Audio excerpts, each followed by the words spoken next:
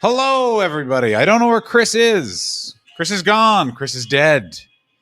But I welcome you to the stream. Apologies for the background music, ladies and gentlemen.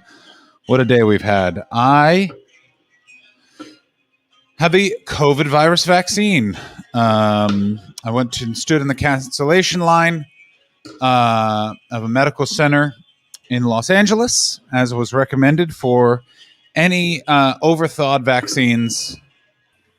Welcome, Chris. I'm telling the story of my day. Excellent. I heard overthawed vaccines. Hello, everybody. So, overthawed vaccines. Basically, there's a certain amount of appointments available for frontline workers with Pfizer and Moderna.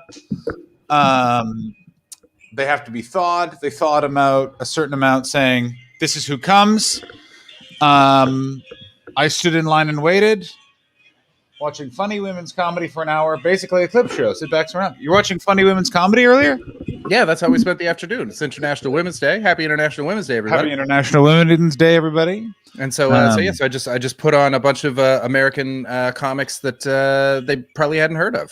I don't like that. I don't like that. Oh, Alex, can you add a Team Bets logo to the list of logos for the Giant Stream Rehab? I bought a green screen today, Chris. Oh shit! I bought a green screen. Oh wow! I talked to a guy about 3D imaging. He's not sure if it's going to be possible with that computer, but there's a possibility that we're going to have a 3D set. Oh, where I am. But if I have it, then I can send it to you, so we both have a 3D set for the stream. Where I am, not you are. That's great. Have you seen that guy? Who do you think you are? I am. I'm me. Who are you? He's great. He's a bowler. Good work. You went all in straight away.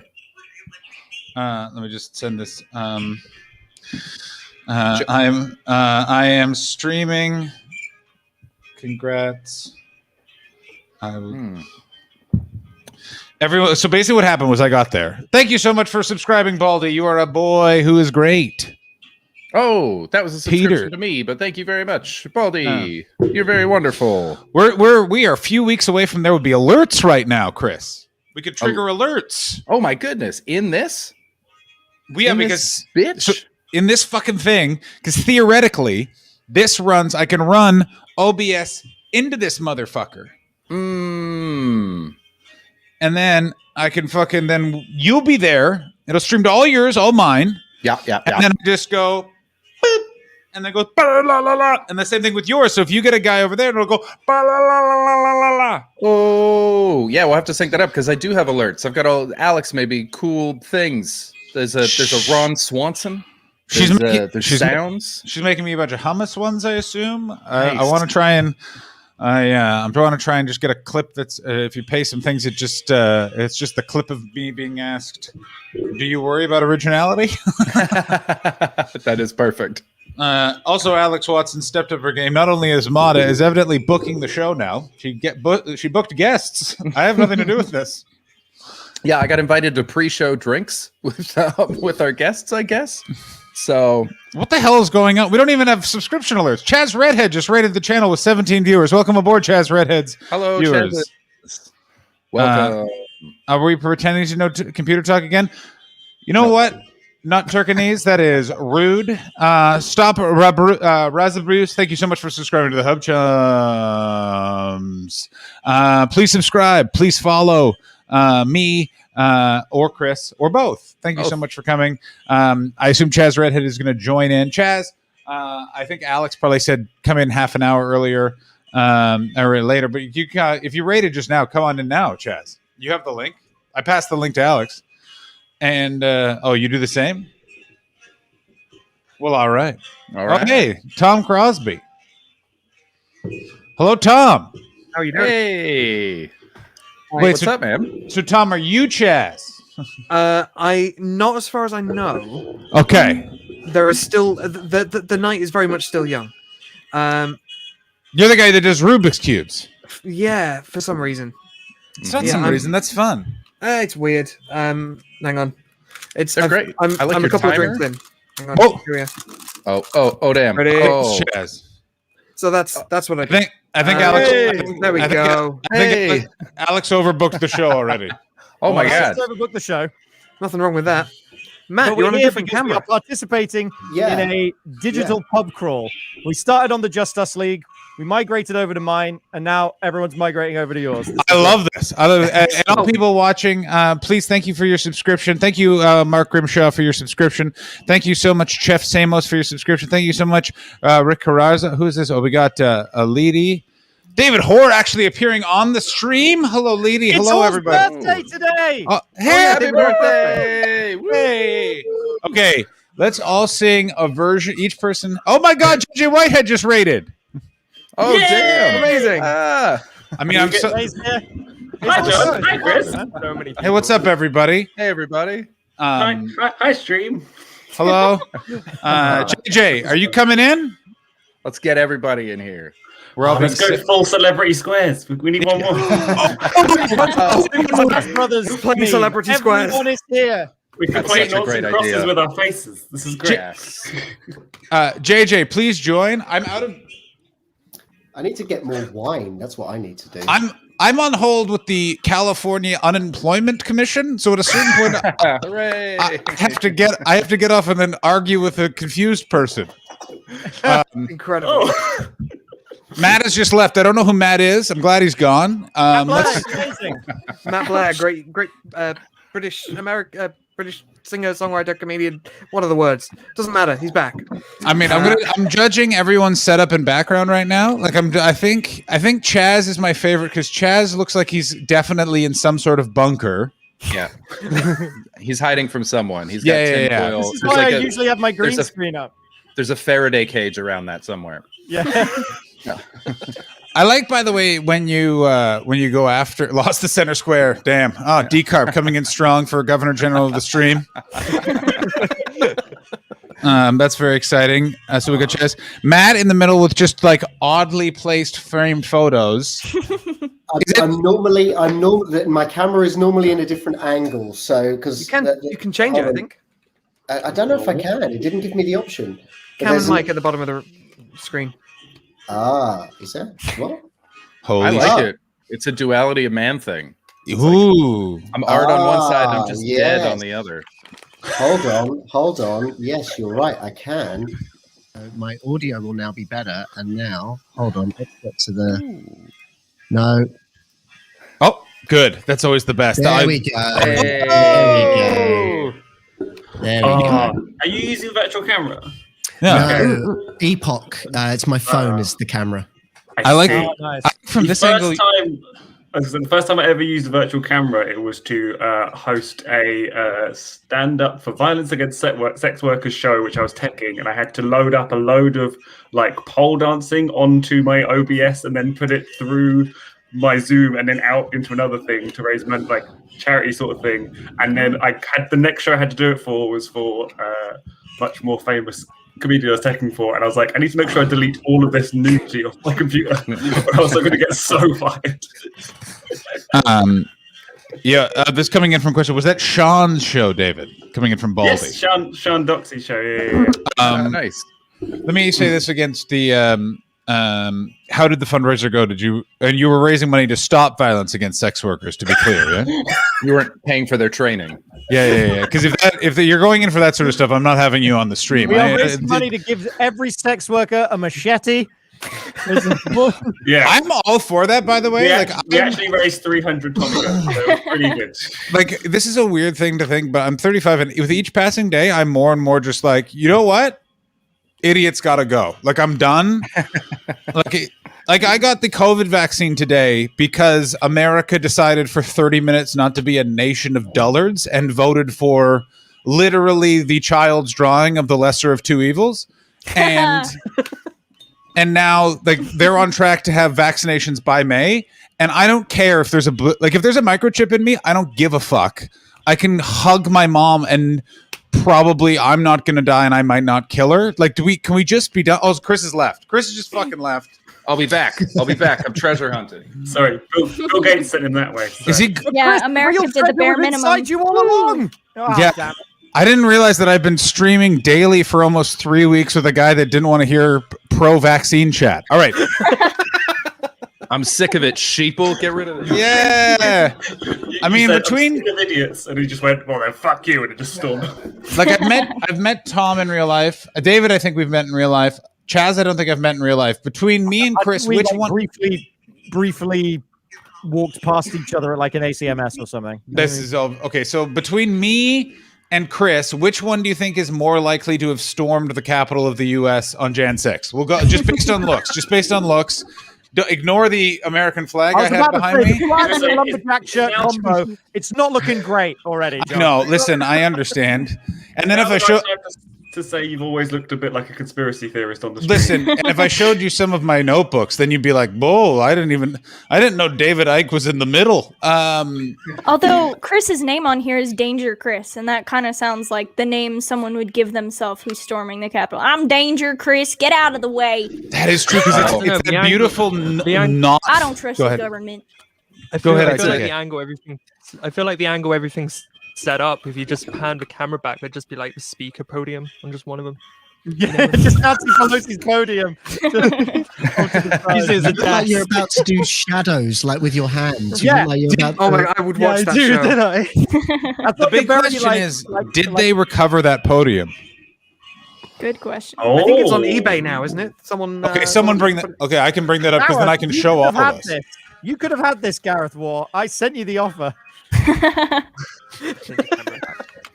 Wait, is Gareth here? AJ saying Gareth's in the definitely chat. John. Yeah, Alex Watson. Since you booked this, you have to. Can you get JJ and Gareth the link, please? Because I'm out of devices and I'm looking up to where the speaker podium is. Can't we also? I thought it was up to 10 on this, isn't it? 1, 2, 3, 4, 5, 6, 7, 8. Yeah, we should have 2 more. Yeah, we got 2 more. I just want to JJ. I'll be Gilbert Gottfried. JJ has his link. All right, I don't know what's going on. Matt, I think that makes you Bruce Valanche. Okay, The question is, where is Take Elliot? that back. Oh, I was thinking classic celebrity squares. That's why I went for Paul Lind. The expression for somebody falling off a ship is "man overboard." What do they say when a woman falls off the ship? Full steam ahead. Paul Lund was such a bitch. I'm angry at Chaz that he's wearing glasses and he didn't do what Paul Lund always did with his glasses when he did a joke, which was grab them and go, "Wah." Oh, sorry. Yeah, which is the most atrocious fucking celebration of a joke ever. Also, can I just, is it Leedy or Letty? It is Leedy. Yeah. It is Leedy. Thank you. Oh, and brace yourself, John. We just had this discussion in Chaz's stream. Oh no. Leedy will be secretly drawing you without your no, consent. don't warn them. Which is potentially creepier than photographing you without you knowing. Show them me. Oh, show them you. The David picture was fantastic. Well, there's David as an egg with legs. Oh, David, it's a good egg. David looks fetching. What we said, it's a good egg. It's a beautiful egg. The head of your chair is somewhere around here. Oh, questing There it time. is. How's it going? Questing time here. Why isn't questing time in the chat? Yeah, fucking. Hey, Paul, Paul, get in here. get your fucking ass in here right now. It's my birthday, Paul. Get in here. Yeah, Paul. It's David's birthday. Come on, we're having a nice time. Goddamn birthday. Yeah. Thank you, Chaz. Also, I've had the vaccine. We're celebrating the fact that I will live, all others will die, and that I'm on the line with the California Unemployment Agency, which is what this horrendous. Yay! We get some. Whereabouts in California? Pardon me? Whereabouts in California? I'm in the City of Angels, Los Angeles. Good old LA. Where are you? I'm in New Mexico. Yeah. Oh. But all of my bosses are in LA. You guys are all the fancy ones. All of your bosses? Yeah. All the folks I work with are in LA. What do you do besides secretly draw people on streams? That's it. I basically get paid to do that, but at an online comedy club that's opened up in LA. Nice. It's based in LA, but it's also online. It's called Nowhere Comedy. Oh, I know who you're working for. Yeah. Yeah. Oh, I've always wanted In to a say good this. way or a bad You way? say it in the private chat. Let's head on over to the private chat. I want to show David Hoare gets to be part of the. Yeah. It's weird It's not how e- excited that made me. I could have just told, there's nothing of importance in that. That's not a secret. You could literally Google that. And Also, also, names all over it. Oh, Yeah. okay. I'm aware of that now. yeah. He always wears a vest. And Dan Muggleton. Does Dan Muggleton do that a lot? Yeah, he's on there a lot. Yeah. He has a Mr. podcast, Questing Tuesday Time. night. Hi, friends. Hello. Hey! Fucking Hollywood Squares. Okay. Here's the problem, though. I don't know how Hollywood Squares works as a thing. So we need trivia. So Alex, you're the trivia master. Okay, so Alex, you're the great. Why am I trying to host this? Chris, you host this. You know how this game works. I'd just like to point out that it's since it's now past midnight, it's technically no longer International Women's Day in the UK, so it's fine that there is only 1 in 9 females on the board. Hey, you know what's great is it wasn't our booking policy. So Tell whatever. me, no, what's nice about this is we did not book this show, so this is actually valid point. Would I lie to you? I got a message from Alex just saying people are drinking before they come on the stream, and I said, "Oh, great." By the way, guys, if you want trivia, I do write quizzes, and I have a whole selection of quiz questions here. So if you do want some, Yes, great. Yes. We did it. We've done it. I will say this: if we are doing a Hollywood Squares bit, I would very much like to Bagsy the Paul Lind role. Oh no, too bad. He's already doing it. Kaz already has it. And also, can we stop with the Paul Lind jokes? None of us know anything about that person besides he was on. Like it's one of those things where it's like in the same way that everyone does a Christopher Walken. Bewitched. Was he? Yeah, he was the Uncle on Bewitched. Here's a more He was a important question. great bit part comedy player in like the 70s and 60s. But why have you watched the Bewitched? Stop! Don't put he was on Bewitched, Baldy. You just heard. Bewitched was on Channel 4 quite a lot in the late 90s, early 2000s at like 2 in the afternoon on a Sunday. So I saw a lot of Bewitched. Also, my friends. And I do Genie as well. I'm going to say this. I hate British television because it always does that, where it's like, why have you guys watched that? And it's like, oh, well, for about 3 years in the mid-2000s, BBC One was just a branch, and BBC Three was just episodes of The Larry Sanders Show. Hey, I wouldn't know about Deep South, so... Because they just showed that on like BBC at like 11:30 in the morning. Due South, sorry. Yeah, Deep South is a very different show. It is. It's a show internet. where a Mountie travels to Alabama and gets the shit kicked out of it. I have a Due South story, which is a friend of mine who was on SCTV wrote a pilot where a Mountie got Captain America. So like a Mountie from the 1940s got frozen in ice, thawed out, and then had to travel to Chicago to solve the murder of his son. Showed it to some people who wrote Due South, and then he sued them about 10 years later and got his he paid for his house, his car, his pension, and his high standard of living since from the court case. Oh wow, that's insane. I can't believe that they took such a stupid idea and made such a great show out of it. Right? It's a terrible. He was frozen for years. He fell. Yeah, he fell. Him and his it's better. Him and his wolf Diefenbaker fell into the same river and froze, and then were thawed out. And then he had to solve the murder of his son. Amazing. That's great. What if Due South was also Encino Man? Which was California Man to us in the UK. Really? We don't have the word Encino. Yeah. Oh, yeah, is that like cilantro? I believe it's the same thing. Okay, cool. Or oregano. Thank you, Wandering Joy, for recognizing my name. Much obliged. So how are we doing this trivia? Matt, you coming through? I've got quizzes. Yeah. I mean, I've got some, I have a question. Okay. It's not a trivia question. The only booze I have in my house is a bottle of Prosecco that I could open. It's your birthday. It's fucking birthday. It's your birthday. David. Do it. Do it, Doug. I don't have any kind of glass that makes it look fancy. It's just going to be the shitty wine glass. Mate, I know presentation is good. There we go. Hard questions like I've got like general. My friend at a Halloween party we were like, let's buy a bottle of Buckfast and share it. We all had about 4 sips and he had the rest, and he invented this new game called Smashing Pumpkins, where he would take our friend Elliot's fist and punch pumpkins with his fist. And he got banned from that house. Sounds like a Buckfast. Right. It's aggressive. That's excellent. I was going to not drink for the first time in a while on this stream tonight, and now we're celebrating David's birthday, and there's been like a pregame. So I arrived 9 minutes at the end of the pregame, Chris. So I was hungover and now I'm here. I was sat on my couch and Alex Watson was like, "I need you to be in Celebrity Squares." And oh. Do you remember when they did a UK version of Celebrity Squares and Tom Binns was the host? Was he really? Yeah. They also did it with Warwick Davis as well. Yeah. I think they did a pilot. Yeah, like maybe 2004 or something. Tom Binns and Warwick Davis are both British. I didn't know Warwick Davis was British. Not Elliot Steele, Wandering Joy, no. I've not met Elliot in real life, and I don't know that I want to. No, he seems awesome. Are you saying you didn't know that Warwick Davis was English? I had no idea, but to be fair, I never thought to myself, I wonder what nationality Warwick Davis is. So. How dare you? What nationality is that? Leprechaun, Leprechaun 2. Yep. Leprechaun goes to the hood. Leprechaun in space. Leprechaun back to the hood. Leprechaun takes Manhattan. Leprechaun too furious.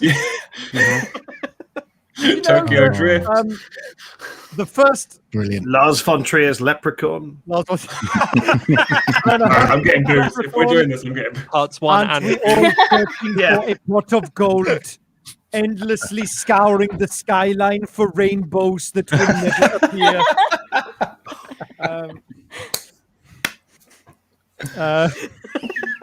God. Excellent. That's where I'm at tonight. That's my energy level. Attaboy. Loving it. Sorry, ItK. I don't think we've met. It's nice. ITK? ItK? Just K is fine. Just K? ItK? ItK. We haven't met. ItK. Hello. It's Yeah. a pleasure to Hi, meet you. hello. How do you know everybody? And you. K is I know friend of Chaz mine. and Leedy, and I'm very glad I pointed the right way. Wow. You nailed that. Well played. Kay is a brilliant human being, great streamer, and also a dope-ass electronica artist.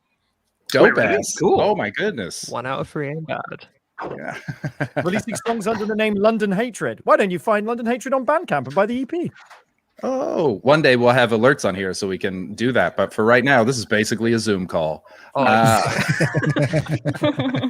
I'm curious, Leedy, are you drawing? Yes, I am. Yeah, I'm midway through making Chris holding the podium, but give me a bit. So we decided which one's storming the Capitol then. Cool, Yes, cool, cool. I guess. Oh, good. I'm so glad that the daddy command has migrated over to Oh no! Hastings stream as well. Oh dear God! Wait, what have I missed? The daddy command. Chaz Without and an Tom. exclamation mark daddy, it links to my stream. In far too many streams, just by the way. Okay. Yeah, I think that's five mine as separate well. streams, that's How many of us right now are streaming this content? Oh no, Yes. I did the pre-game. You are seeing the culmination of what has essentially been a Twitch pub crawl. I can tell you from my point of view what happened. I was chatting with some friends in my Discord. I then realized that Questing Time was playing Among Us, so I joined in. I had a wonderful night of murdering people. And then being very, very regularly murdered immediately. Oh yes, by anyone. I mean standard. If I'm not killed straight away, it's me.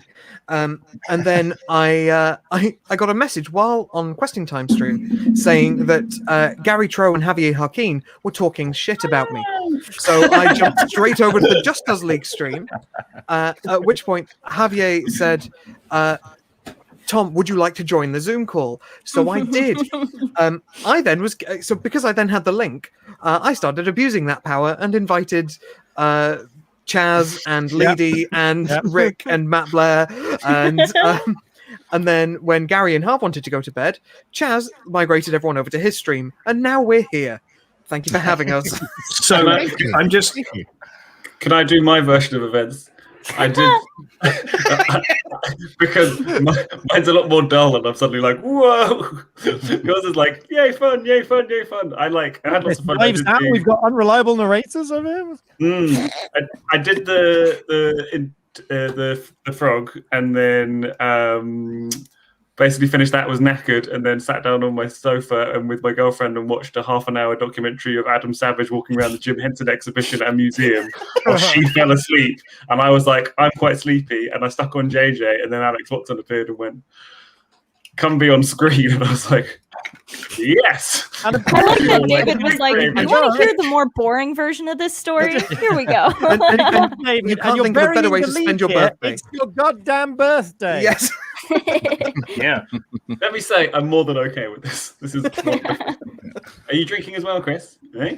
Yeah. Hold on. I even put my booze out of reach to try to stop myself from doing it tonight. But I guess out of reach. And my wife's asleep, and the beer's in the bedroom, so it's just going to be tequila. So in about half an hour, the stream's going to change. Perfectly logical place to keep your beverages. When he comes back, we have to be like. But I get. So my question is to Tom Crosby, is how long are you going to try and ride this wave for? Like, how many? If we can daisy chain stream after stream after stream, will you commit to staying awake indefinitely?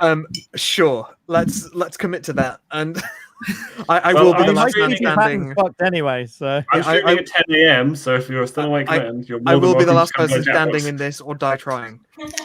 Tom, I'll send you a ticket to the podcast I'm doing. You can come do that. Oh, Alex, I can't order, or I can't let anyone in. Sorry, guys, I'm just talking to Alex in the chat. Paul, John's got all that communication stuff. I'm not in charge here. Also, Paul is very much on the call right now. Alex is in charge here. Yeah. This is a lock-in now. He's the handsome son of a bitch underneath me. This is a lock. Yes. I realised I've used an assumed name. Oh, I thought she meant a different Paul. Oh no! Apparently, it's not that Paul. Paul Bjorn. Oh yeah, he's downstairs. Paul Chaz. Yeah, I can't add anyone. But as soon as Hastings gets back from his Or very Paul important Benny. government meeting, Paul I hope Bjorn it's and Paul Paul Benny wrote I hope chat. it's Paul Right, Bettany. A lot of WandaVision questions. Does anyone want a trivia question? I would love it. Wait. How are we answering them? Is it There's fast gotta- finger first? With our Hands, mouth. like hands up. Yeah. I'm just going to ask them. I'm not going to moderate. I'm just going to ask them. I'm quite drunk, but Can I incur some kind of Stonecutters like leader sort of? It's my birthday thing. Where I'm just always right. And to celebrate, we're having ribs. Anyway, here's your first question. Let's see if this. I don't know if this is easy or not. Cheers, everybody. Thank you very much. Follow. Cheers. Happy birthday, buddy. Happy birthday. I've got Happy brandy. birthday. To David. What was fastest hand honor system? Sorry. That's all right. What was the first Arnold Schwarzenegger movie to win 4 Oscars? Wow. David. Is it Terminator 2 Judgment Day? Fucking is. Nice. What? Yes, all special effects, I'm guessing. Gotta be all visual special effects, sound editing, makeup. Hold on. And best supporting actor for Eddie Furlong. Sound editing, best sound, best makeup, best visual effects. Nice. Nice. Fucking He was robbed, Paul. Yeah. What was another one? Here's a good one. Was it Terminator 2 for best weird StreamYard link in Chris's chat? No, that went to Skynet. That went to Sorry, I just Skynet. checked in on my partner, and they are 100% fully asleep. Oh. Which Disney character is the only one to have their name in the title of a film, but they don't have a single line of dialogue? Wally. No, Wally says Wally. What? Wally talks. Stitch. Wally talks. Yeah. Huh? No, No. never mind. No, Stitch talks. Yeah, Yes, Stitch talks. Stitch says stuff all the time. Blow a punch, ball. Is it, Frozen Wally's 2. Pixar too. My bad. is it either the lady or the tramp? No, they talk. They talk. They have lines of dialogue. They talk. I haven't seen that since I was about Princess and the 4. Frog? No. No, they talk. Can you say the Never question seen it. one more time, just so I can hear I it? think I Yes. Lady might have it. Lady, It's in the Lady's chat. got it. Is it Dumbo? It's fucking Dumbo. Yes. Oh no, Nice. I thought it was Bambi. There you go. Fucking Dumbo. No, Bambi talks. Oh, Bambi talks all the time. I've never. It's been years. The original Dumbo is not on Disney Plus. Now, look, this next question would be very embarrassing. We're currently on a streaming site that is exclusively for video games. So if none of you get this, what was the year the first PlayStation was released? 1995. Fucking hell, yes. Is it 5 or 4? Wow. It was 4. Damn. That was Wow. Didn't even pause. Did you know? Here's some shitty like QI based like. Oh, I'll add something shitty onto that. That's what they say. Right. Something shitty. Nintendo went to Sony and tried to make a games console together, and then they had a disagreement, and so Sony were like, "We'll make our own console with CDs instead." And Nintendo It were would like, have been the other way around, considering that the NES came out in like '83. What came out in I 1983? think they were going to collaborate basically, and then, Oh yeah. and then Nintendo were like, "We don't want to make a disc-based thing. That's stupid." And then PlayStation were like, "All right, we'll give it a go," and then like completely outstripped them. An interesting fact I found out is that Nintendo as a company is like 100 years old or something, because they started out selling playing cards. Yes. Yeah. They have a very particular game that they've invented themselves. 1800s, wasn't it? Yeah, it was a long time Oh. ago. Okay. John, are you still unemployed? Hang on. We'll take that as a yes. I think the system is that bulb will light up if John gets work. If John's employed. Woo! So let me tell you what's fucking happening, bros. Cheers, John. And then I'll Were you find out just what's yelling, happening. "Where's my goddamn stimulus check?" down the phone?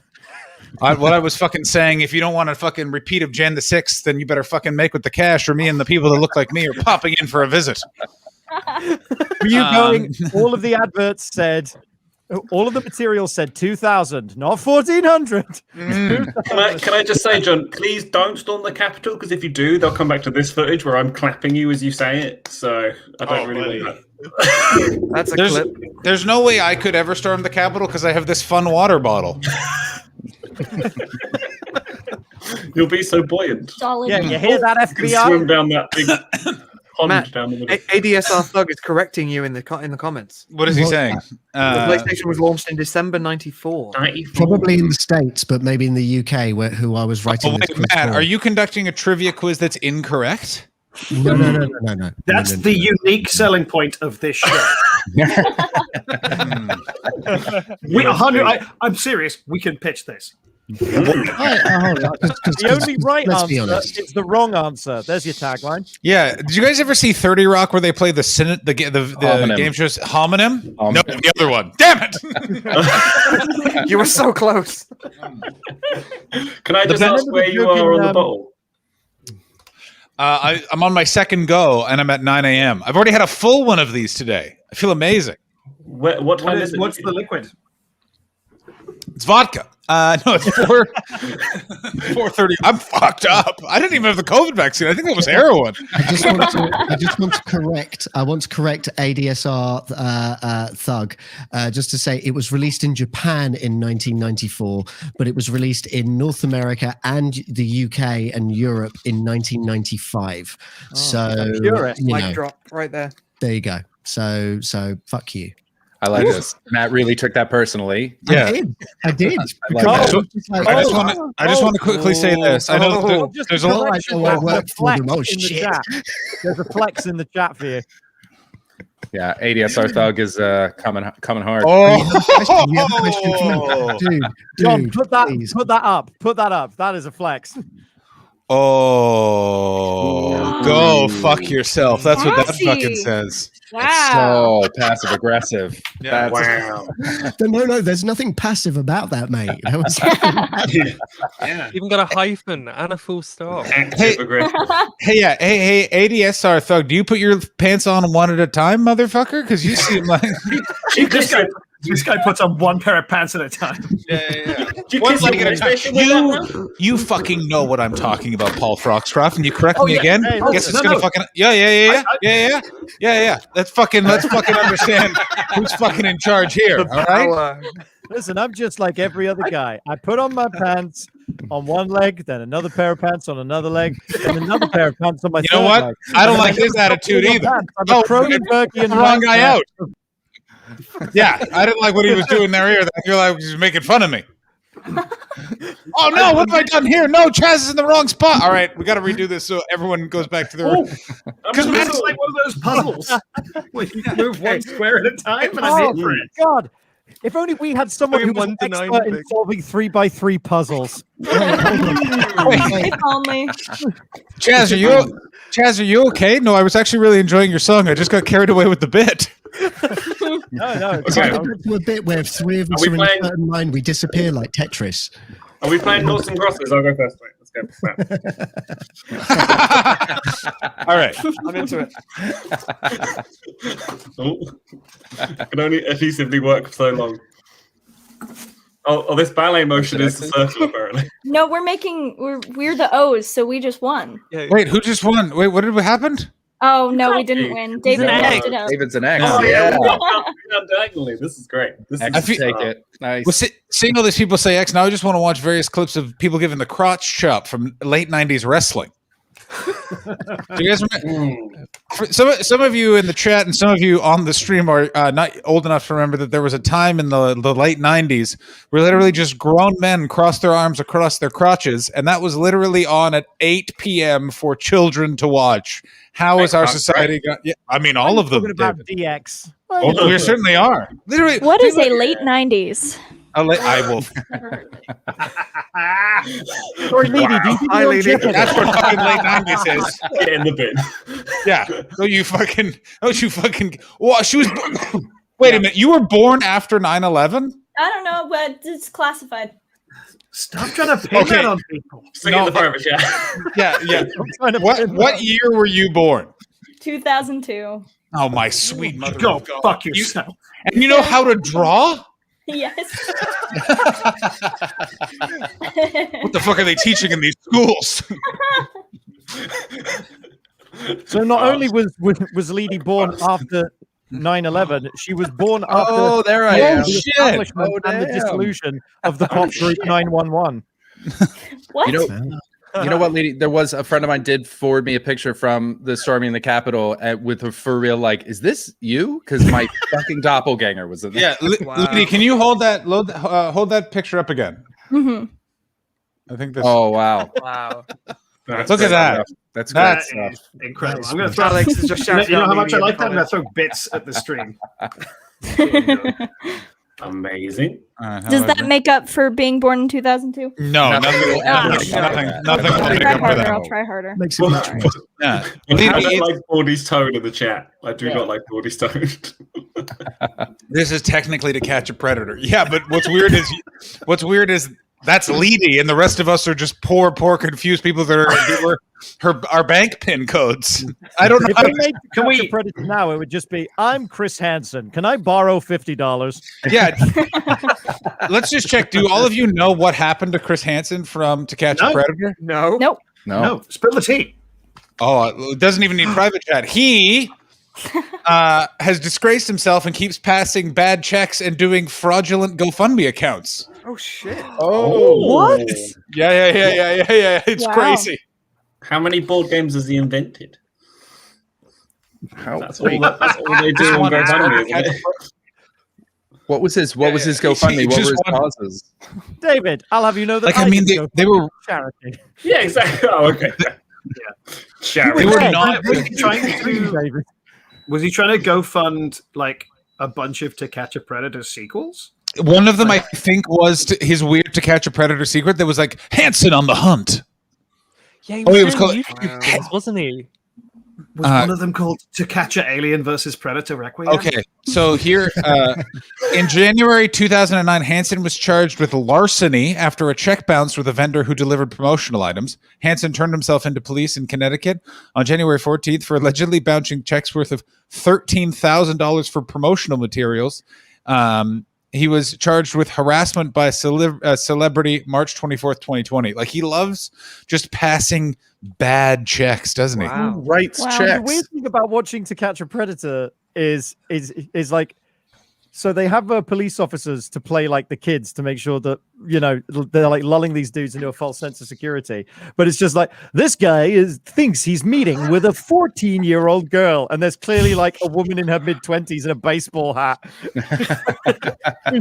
ADSL thug just just yeah. quick- There you Yeah, go. yeah, there we go. That's a strong contender work. there for Governor General of the stream. Yeah, well, Chris, by the way, just some stream business. I don't know how you guys do your streams, but on mine, we literally do, you know, production discussions midstream. It's a classic which- admin chat. Who's your favorite Canadian Governor General? Because I want to get an alert where they come up, and it's one of them. But I can't. I think there's that lady with terribly dry hair, Adrian something. Remember her? She was 2 governor generals ago. Yeah, I remember her. She was like 3 governor generals ago because there was that French lady who just said a bunch of crazy shit. Then there's the most recent one that literally How Canadians measure time. Yeah, yes. by governor generals. Yeah, by governor generals. Yeah, you weirdos. Unlike you British people that just measure time with having an old racist lady that drove a black woman to suicide, according to that Oprah interview. We measure our time in celebrity pedophiles. Thank you very much. I can't, in 1 minute. Somebody's got metric. Yeah, I can't believe Leedy was born half a Savile ago. Wow. Yep. To me, Jeffrey Epstein was always a pedophile. Yeah.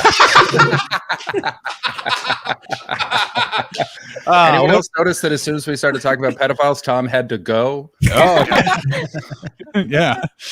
Don't you put that evil on This is one thing he can solve.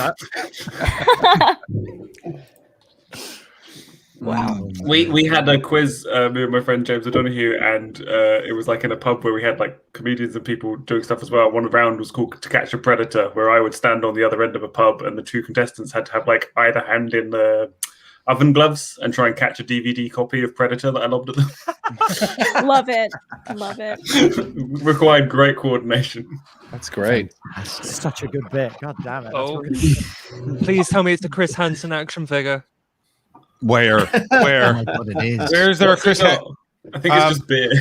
I don't. I'm going to say this. It's weird for this chat to have suddenly just been followed by someone whose name is Don't Go Into the Basement. I don't know who did that, but you are if you invented that just for this moment, you're a genius, or if you timed that right, you're a genius, or you're just a genius.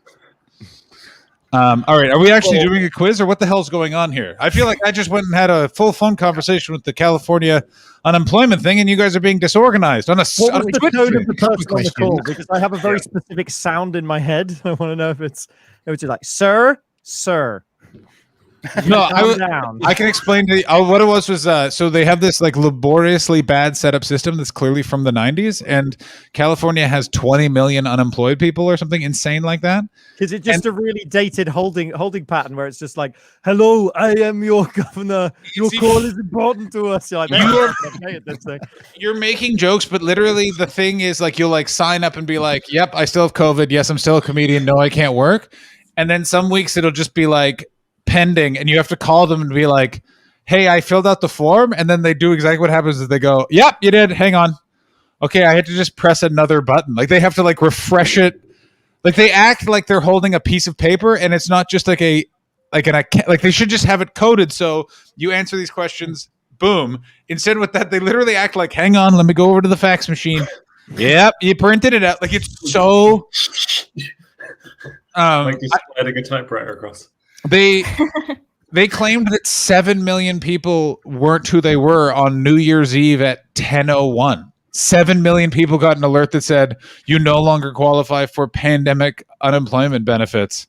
Like literally, I was about to go on stage and got an alert being like, no, and it was 7 million people. And the governor the next week was found eating at the most expensive restaurant in California, and it was literally just like, are you fucked, bro? Like, what are you doing? Wow. Like, was refusing to like give questions about it in a press conference, and then finally, the San Francisco Chronicle just had a bunch of different families who were living in their cars as a result, and he finally was like, I've addressed the issue, and we have a system in place. And then literally the next day, every newspaper ran a thing going, we don't know what system he's talking about. We have no idea what this guy's on about. Whoa. Sorry, Leedy, I should probably explain. A fax machine is... oh, no. She's in our fucking yard. She can figure it out for her fucking self. Imagine if a phone and a printer had sex. Yeah. And here's the more important question that you're definitely wondering. Why did anyone need that? And the answer is no one. No. There's a great bit in... There was a 20-minute... still uses fax machines. Yeah, I feel there was like a... Okay, go on, sorry. I was going to say, in the film Babe, the one about the pig that does sheepdog stuff, there's a bit where like the younger couple are trying to get the like older couple to like get with modern times. So they're like, you need a fax machine. It's like, go fuck yourselves. No, they don't. That one best adapted screenplay at the Oscars. What? And the recipient of that award, some people are ahead of me, the director of Mad Max Fury Road. Yeah. He wrote Babe? Yeah. And here's my favorite fact about George Miller is Babe 2, Pig in the City. George Miller directed those Babe films. George Miller has written and directed 5 movies, and only 5 movies. And those movies are Mad Max, Mad Max 2, Mad Max Fury Road, Happy Feet, and Happy Feet 2. Wait a minute. You're telling me he had nothing to do with Mad Max Beyond Thunderdome? Correct. No, he wrote that too. He wrote that. He didn't direct it. He also wrote Lorenzo's Oil, apparently. Yeah. Oh, he wrote Lorenzo's Oil is the most unnecessary adult crying movie in that it's you've never seen Lorenzo's Oil. It's about Nick Nolte and someone else, and they play scientists, and throughout all of it, every 20 minutes, it's just the removal of glasses, and then just, I think we've done it. Or have we? There is one more flex from ADSR Thug, which needs to be shown. I did. Painting Happy Feet too. Oh my god! Does anyone else confuse Nick Nolte with Nick Knowles? How Or is that just animated. me? I did That's for a just- second, yes. You both thought Nick Nolte was who's Nick Knowles? The gardener. Have you ever heard of DIY? No, DIY. Yeah. No, I'm from North David, America. please, I would love you to pitch Think of DIY SOS to David, us right now. David, You've pitch DIY SOS to these 2 fucking Canadians. You They're guys quite are regular fucking Canadians. I think that's, Okay. There's an American here too, Paul. You xenophobic fuck. Yeah. No, I am Paul, really why would you proud that say I know that? who Nick Knowles is. Genuinely, Yeah. this is the proudest moment of my life. Thank you. Oh damn it! What if we're not Canadian? We're just old. I mean, the fact that you're 18 and this is the proudest moment of your life kind of makes sense because you've got so much more to achieve, probably. What a beautifully mean but beautiful thing to say at the same time. Like, but it's good that this is your highlight because you have more highlights to come. Hopefully, if not, well, then your life is bleak. I hit a wine. You may be a contestant on DIY SOS. So, David, how did you spend your 32nd birthday? Trying to explain DIY SOS to a room full of Canadians and Americans and I'm so excited. and a stream chat. Just to clarify, it is a British television show. Can Chris and I guess what it is first? Okay, Chris, you guess, and then I'll guess. Because there is an American version of it, but I won't tell you what it is. Go. Okay, DIY SOS is people whose houses are fucked, and so they call people to help them, but then those people just watch, like when someone's got like when you need to lead someone with a blindfold through a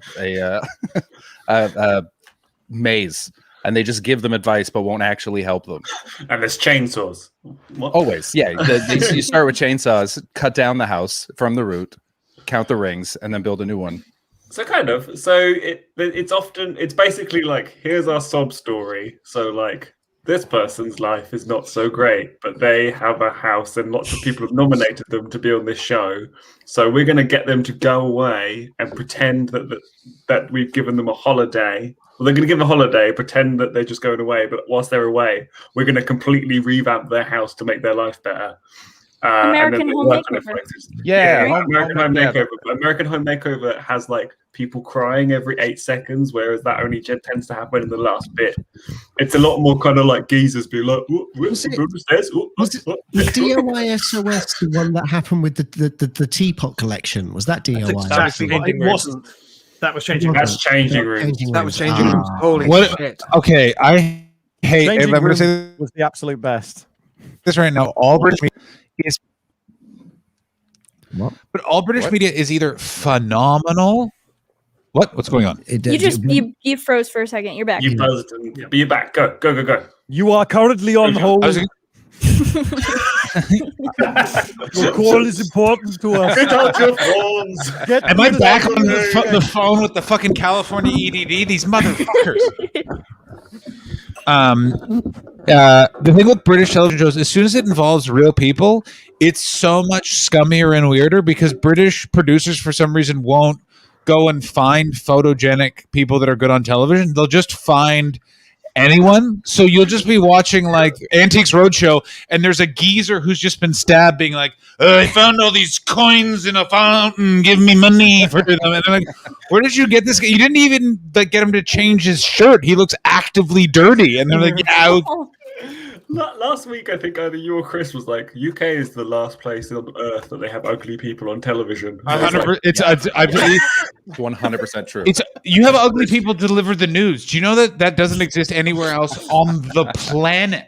Speaking of ugly people on used to- television, I just learned what Gogglebox was. you don't need to know that. It's and by the way, never stop watching that brilliant show because I don't know where they find those people's reaction to the Brexit vote was one of the craziest things. Did you see the Brexit edition of Gogglebox? It's on YouTube, and literally one of them, all of them just keep quickly being like, well, wait, why are we supposed to decide this? Isn't that the politicians' jobs? And like three of them, because it's not when the Brexit vote happened, it's when the vote was announced, and they're watching David Cameron's, but you watch it in hindsight, and it's literally like watching people predict the future, and no one was like, we should listen to these fucks on television. Everyone's like, I think Britain will make the right... It's not like they devalue their entire economy. You know, in the build up to like a major election, like for example, the 2021, and there's like so many polarized sides, and you're like 13% of people are undecided, and you're like, who the fuck is undecided in this situation? And then you watch Gogglebox, and you're like, oh, okay, yeah. All right. Quite a few people. It turns out. Yeah. But John, you were mentioning we have ugly people read the news in my country. I don't know if you know this, but I used to floor manage ITV and Channel 4 News for like 6 years. Oh damn! They had you behind the camera. That's wait a minute. You an absolute treat to the eyes was behind the camera, and some of those monsters were like you watch. What's that political show that's on English television in the afternoons that's hosted by a rock with eyes? The Daily Politics. Andrew Neil, the Andrew Neil show. Andrew O'Neill, Daily Politics. Andrew O'Neill, who looks like Lamar dredged out of a canal. Oh, Neil. Yeah, he looks like Ben Grimm sat too close to a fire and then have strong political opinions. What's his name? I'm bringing up a photo of him right now. Good. Can I just His say, name is Andrew Neil. He has done one good thing in his entire career, which is this is Ben Shapiro. the downslope. Yes, I was about to bring up. You people in the chat may remember this guy because he had a confrontation with Ben Shapiro. Ben Shapiro basically was like, "This crazy lib cuck," and Andrew Neil was like, "I think you'll find that I actually am part of the founding of your country, and I don't even think that your religion's a thing, Shapiro." Like, so he called Andrew O'Neill liberal, and Andrew O'Neill went, "If only you knew." Messed up. I want to try and find a thing. So this is very long story, very short. Look at this absolute blockhead. You would not. This thing would maybe be on Fox Business in America, but not on broadcast news. Look at him. If you slice them in half, there's a lot of fossils inside. You know, He looks like he and Trump have been like using the same tanning spray. He looks like that looks like a picture that would accompany a news article that starts with the phrase "several more women have come forward." I'll tell you what he looks like. He looks like he's not supposed to eat fish, but he's had a little bit of fish. You know? Oh yeah. No, yeah. You're. My joke's gone. God damn it! Oh, I dropped You the are currently on ball. hold. We will get to your There's a joke in a thing. moment. There is a thing you guys might enjoy. I think everyone here. Does everyone here know Tom Tuck? No, never heard of him. Never heard of him. Can you explain Tom Tuck to us, please? No one can. He's a warning from the Oliver future Reed had for a son, himself. Tom Tuck. But Tom, I lived in Edinburgh, was friends with Tom, and a friend of Tom's I met was a bloke called Chris Mounsey, he looks like Robert Smith from The Cure's, had a rough 10 years, and he founded a political party in the UK called the Libertarian Party because he was kicked out of UKIP for being a bit too right wing, and he but hang on, Paul. We have Americans in the chat, so let's just quickly. So UKIP is like the British version of the KKK. So they don't dress it. No. UKIP They don't not start the UKIP story properly. There was a chat show called Kilroy, which was hosted by a man called Robert Kilroy Silk. Do you want to share or do you want to shaft? Anyway, yeah, and the only way to describe Robert Kilroy Silk. Imagine Bruce Forsyth, racism, even more sinister. You have to explain Bruce Forsyth. Tom, you're up. Tom, Bruce Forsyth. American equivalent. There is Just explain him. imagine if a skeleton had like an ounce of charisma, and yet somehow everyone loved him. And used to be a dancer and hosted a quiz show. Yes. He's on episodes of the Muppets. There's like an episode of the Muppets with Bruce Forsyth, and he's in Bedknobs and Broomsticks. David, explain the Muppets. Is he in Bedknobs and Broomsticks? Explain the Muppets. He's like the guy that threatens them with like a knife Hands with in that back room. Oh my god! That's Bruce Forsyth. He pulled that right out of my childhood. pilots in the US. Genuinely a friend of my dad's. So yeah. What? What was that? Weird Bruce Forsyth was genuinely a friend of my dad's. So Oh wow! there you are. Yeah. Sorry, They did fall out for I many believe years. Matt's underplaying that. Matt's dad is incredibly famous in the UK. Oh yeah, you told me about this. Not didn't you? maybe so much these days, but Wait a second. No, put it Wait a private chat. Put it in the private chat who your dad Private is. chat, Yeah. please. No, I want to get based purely JIMMY.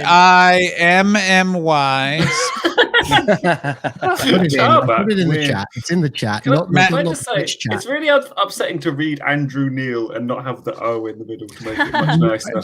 I also just want to say this, and I don't know if it makes you feel any better, Matt, but as a Canadian person who lived in Britain for almost 6 years, no idea who your dad is. No idea. Right. Do you want me to tell you that will make you feel, I say even worse? It won't make you feel worse. My dad was born in Canada. He has a Canadian passport, and Good he for used him. to do pantomime every year in Canada. In Toronto for that guy with the crazy hair. Yeah, oh, I know exactly the one Canadian pantomime, and it's this guy who's Phil he Spector. literally. No, he's Phil Spector-esque. He writes, directs, and produces it, and it's literally like Billy Tempties, the Pirates of Hook Island with Peter Pan, and he's always the biggest person on the poster with these weird celebrities that clearly are like, what the It hell may have is been, the this? thing is, Wait, when wait, he was wait, doing wait. pantomimes in Canada, I wasn't born yet because I was a very unexpected child. Wait. Pump the brakes. Pump the brakes, everyone. That Leading. has impressed me. Do quite you a know lot. what a pantomime is?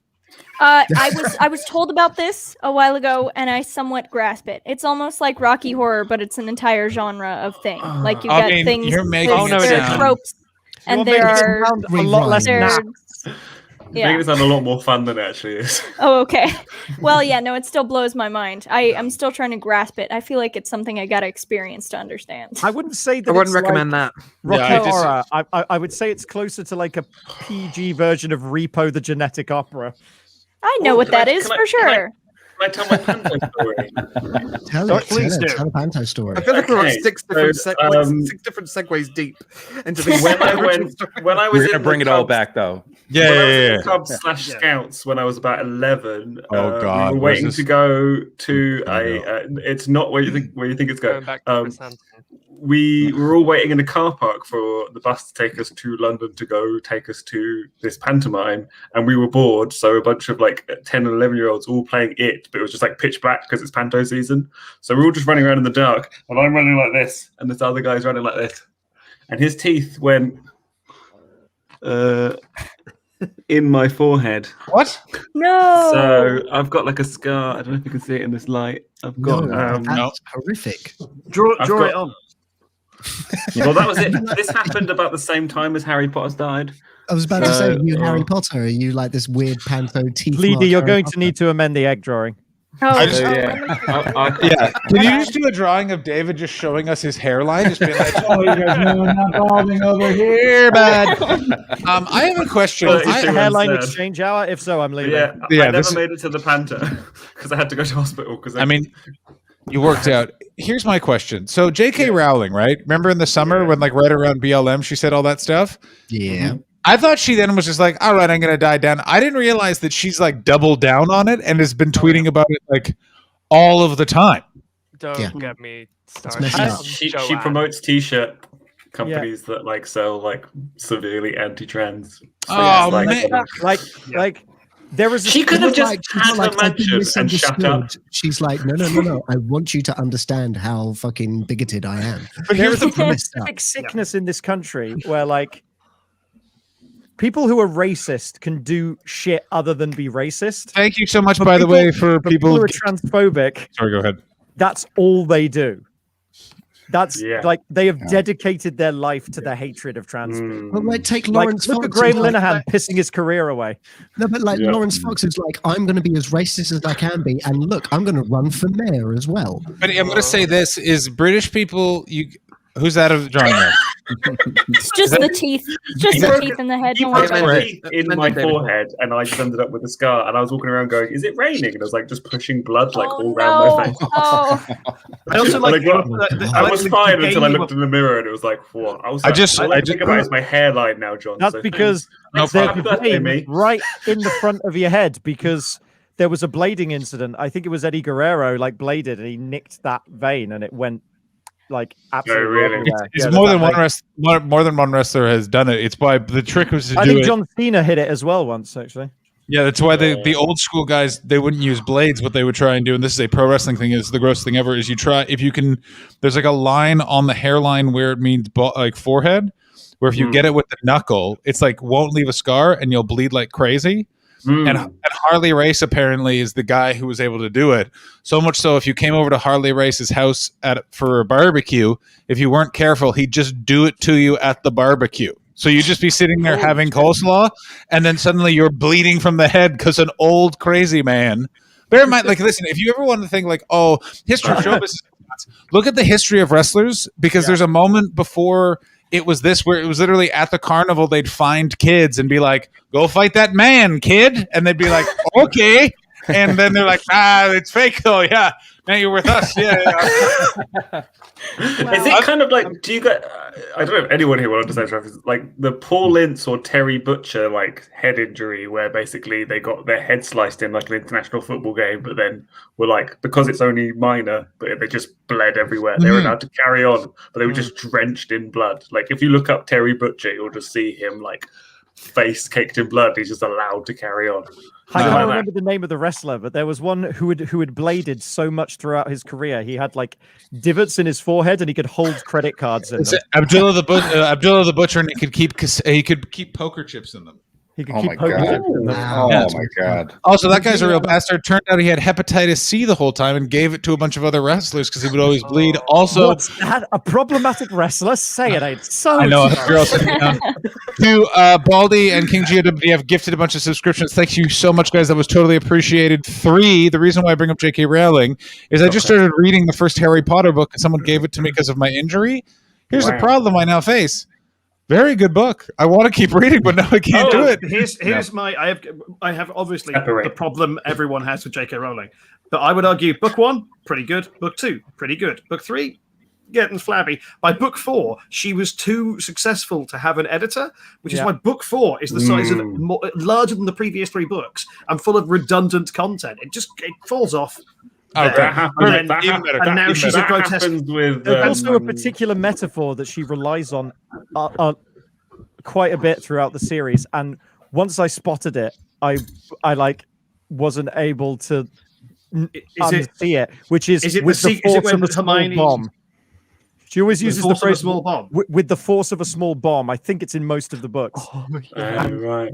Once I read that, I can't. It's like the FedEx arrow. Once you see it, you can never unsee it.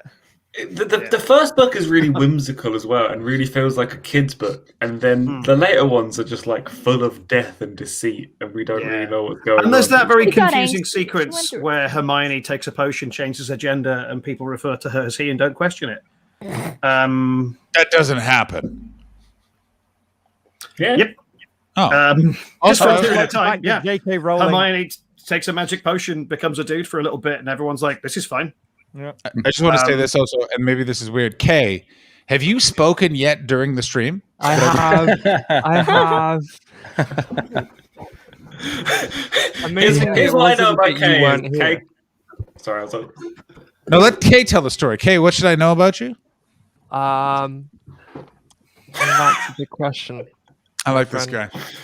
the only thing I know about Kay is Kay can't update his Zoom. And that's about it. Yeah, and also I think I'm on like some weird delay because like I was speaking, like the conversation's already moved on, and I can hear like how behind it is in the headphones. You sound like J.K. Rowling.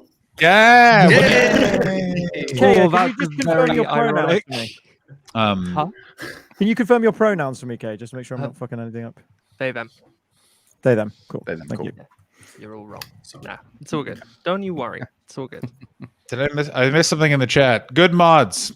Oh no, don't worry about it. Cool. Yeah, Good. it was yeah. There's too many. I literally, by the way, in my head, just was like, I was like, what? And I was like, oh yeah, we have very good moderators. That's how you know someone's creepy. We'd rather talk about J.K. Rowling than the creep in the chat. Yeah. Okay. Great. Perfect. Yeah. Okay, cool. Oh, we got ourselves a bot. Chris, do you have a bot, or is it on my I side? would love these. Do you want to become famous? Oh, I think it's love a yours. bot. Okay, wait. Which one of us wants to be? Kay, do you want to be famous? I got a fucking hookup. I mean, I'm in the center. I'm the center square. So Yeah, exactly. Now you are Paul Lind.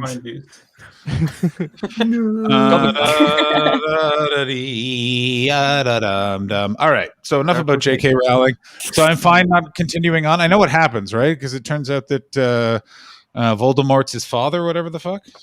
Yeah, that's exactly it. Don't read anymore. It's a happy ending. Can you give us 3 more theories, please, John? It's the one about the space hairdresser and the cowboy. He's got a tinfoil pal and a pedal bin.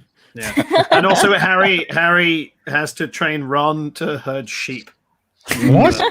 to win an unconventional sheep herding contest. And there's this weird bit where Voldemort's in the trees and they know he's there, but they can't see him. And they're like, I can see him. He's in the trees. And It was a and damn he's shame. shaving- Two other shaving his Voldemorts head. attack from different angles. Voldemort. Oh my god. Oh, who said that? Someone else is That getting was banned. Kay. That was Kay. Sneaky Kay's one like, from the I'll back. try him in Great. now. Also, has anyone come across the show Puffs? It's No. it's the story of the entire Harry Potter saga as told from the point of view of the Hufflepuffs. Oh, I have. Yeah, I remember What? that. Yeah, and it's genuinely so much better than you'd imagine. And it's like everyone's kind of a bit useless at magic, and then like suddenly this one guy turns up named Cedric, who's like the hero, and it ends well for John, who hasn't read the book. I mean, I know I've seen the movies. I know what happens. Like, it wasn't like I am in culture. I've been to Britain. You fucks like love of you. Everyone, Is that what culture is? Okay. yes, everyone in England acts like Harry Potter or Star Wars, and it certainly is not. First of all, no laser guns. 2, no space cowboy with a friend who's a rug. And 3, no Carrie Fisher clearly going from never done drugs to let's do drugs to someone needs to do something about these drugs within 3 movies. So let's talk about fucking John, have you seen the Star Wars And Holiday that's just the Special? sequels. Have you Have I seen seen- the coke? Have you seen her nail in Return of Have the you- Jedi? Have you seen the Star Wars Holiday Special? Of course I have. Yeah. Where a very coked out Carrie Fisher sings lyrics that have been added to the Star Wars music, which is also the Wookiee holiday like It's carol. Life Day. It is Life Day. It was a very unfortunate point of comparison. Do you have any idea how difficult it was to not bring that up during your charity Yeah, stream? I Like I thought that said- for most of the day. I'm like I sorry. said, that it was fine if people brought up the fact that there was that there is a very unfortunate parallel between like my personal holiday that's about mental health and the Star Wars Holiday Special. What are they both called the same thing? They're both called Life Day. Yeah. Oh, Chaz's personal holiday is called the Star Wars Holiday Special. Yeah, that's right. Did anyone see the Lego Star Wars Holiday Special? No, I haven't. I've heard good Yeah, It was good. pretty I good. enjoyed it. I enjoyed it a lot. It was funny. was- Do you know It's what? a It lot made of me time realize travel. Rise of Skywalker was essentially a Lego movie without the jokes. Oh, Wow. And I- the Lego Holiday Special was actually just a much better movie. It really was. I mean, here's the thing with all of those Lego movies is I choose to believe that they're the dreams of the characters in actual movies. And so the Batman Lego movie is just what Bruce Wayne dreams about. But then It's he really wakes good. up, which is why he's so angry because you'd have a rough sleep after that entire movie. That's Also, good there's so head many- canon. That's good There's head so canon. many. There's so many good fucking jokes in the Lego Batman movie, but there's a tiny one that I absolutely adore, and it's a niche, tiny thing. But I'm just like, that is a pitch perfect like setup punchline in universe Batman joke, which is, "Oh well, hi there, Mr. Wayne. My name is Richard Grayson, but all the kids at the orphanage call me Dick. Well, children can be cruel." That's great. I've not seen Rise of Skywalker, but the kinds of films I watch are like Raw. So I've heard that is in the same. Do you sort mean of the terrible film race. Raw about people who become cannibals? No, No, no, no, no, no. time to watch this trailer once again. Roar, my friend. This is my own birthday gift to oh, no. myself, bringing up Raw so we can Oh watch no! the trailer. You mean the film from the 70s that the guy shot on his lion sanctuary, where people are getting attacked by lions left and right? God Put it damn! on anyway. I mean, we're gonna. We watched this so many times. It's so. Nobody has not heard of it. Play the trailer. I've not come across it. Bring it Can on. I say, I am. John, I hate it. don't want to claim lots of things, but I was the first person to bring up I Raw know- and the first I person know to you bring were- up Nardwuar on this stream. So, And did you bring up? Oh no! What's going on here with this though? What are we watching? Uh-oh. Oh jeez! Oh boy! but it's my Also, birthday. I don't want I don't know. Skynet. I just want to thank Baldy and King GOWTF for having a war of roses over who gets to gift more subscriptions. Sound I'm really- That's nice. Oh, Do let's we need to unmute. explain to Leedy what the 1970s were? Okay. Wait, Oh yeah, I'll do it. Hang on, let me explain. Okay, so Leedy, there was this Pause time this. when America had no oil and not enough cocaine, so everyone just had an avocado-colored sofa. Oh, great. That sounds awesome. Can we go back? That's No. when Star Wars was made. Yeah, we cannot go back. Men had perms, and everyone's shirt was just open. It was ludicrous. And I every hear film made nothing in wrong that happening here. Cocaine, perms, and open shirt. You are too. Excuse me. You are too young for cocaine. Okay. The storm has come Save it and till you're 19. gone. And Wait, what? while the road I've watched this trailer a lot, and this is the first time I've noticed there's a giraffe at the beginning of it, which is Oh, such dude, a fucking weird. the opening 10 minutes of that film, maybe 5 to 10 minutes of that film, is him just driving really close to a giraffe. And you're like, he's going to get kicked in the head. He's going to get kicked in the head. And he's the just crazy driving thing about close Raw to a is that giraffe. there's like multiple like shots and scenes where you can hear the actors yelling the safe word. Oh no. It's like they had an established safe word, which is just like if you feel you're being really fucked up by a lion, then say this. And they just leave that Dude. shit in. I mean, can we show This show is- the rest of the trailer before we discuss injuries? Because I want everybody else here to. Yeah, I want yeah. everyone to be on the same. We want to be on the same page, and then we'll start telling you things. Let's put it this way: the motorcycle's the safest thing that woman could be riding right now. No, it's just like life. You get the funny with the tragic. Oh, I hate this movie. No This animals. was I don't released believe you that. keep of the coming back. Criterion collection. No animals were harmed. but Jesus. 70 members of this passing crew were.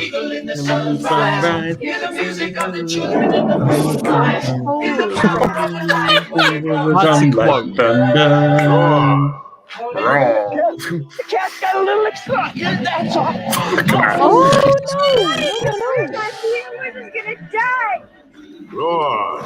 You know what my friends are both doing to your family right now? They are eating. Shut up. It's very grindhouse.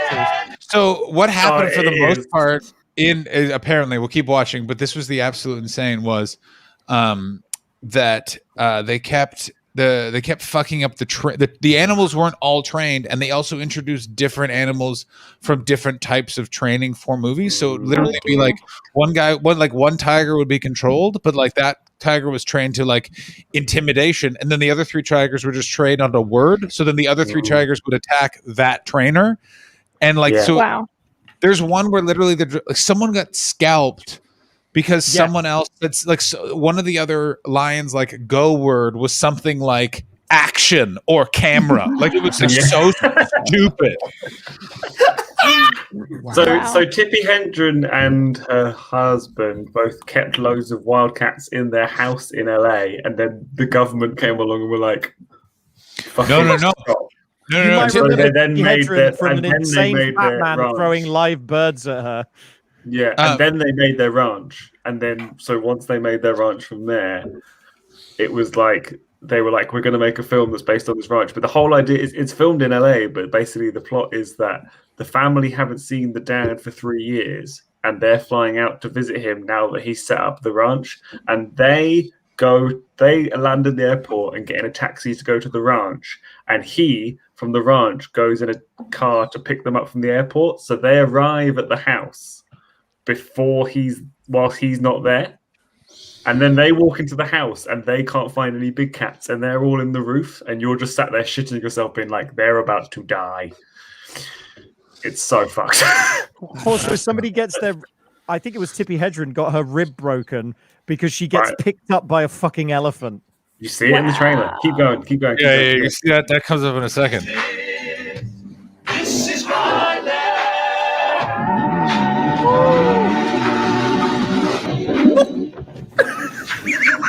Oh no!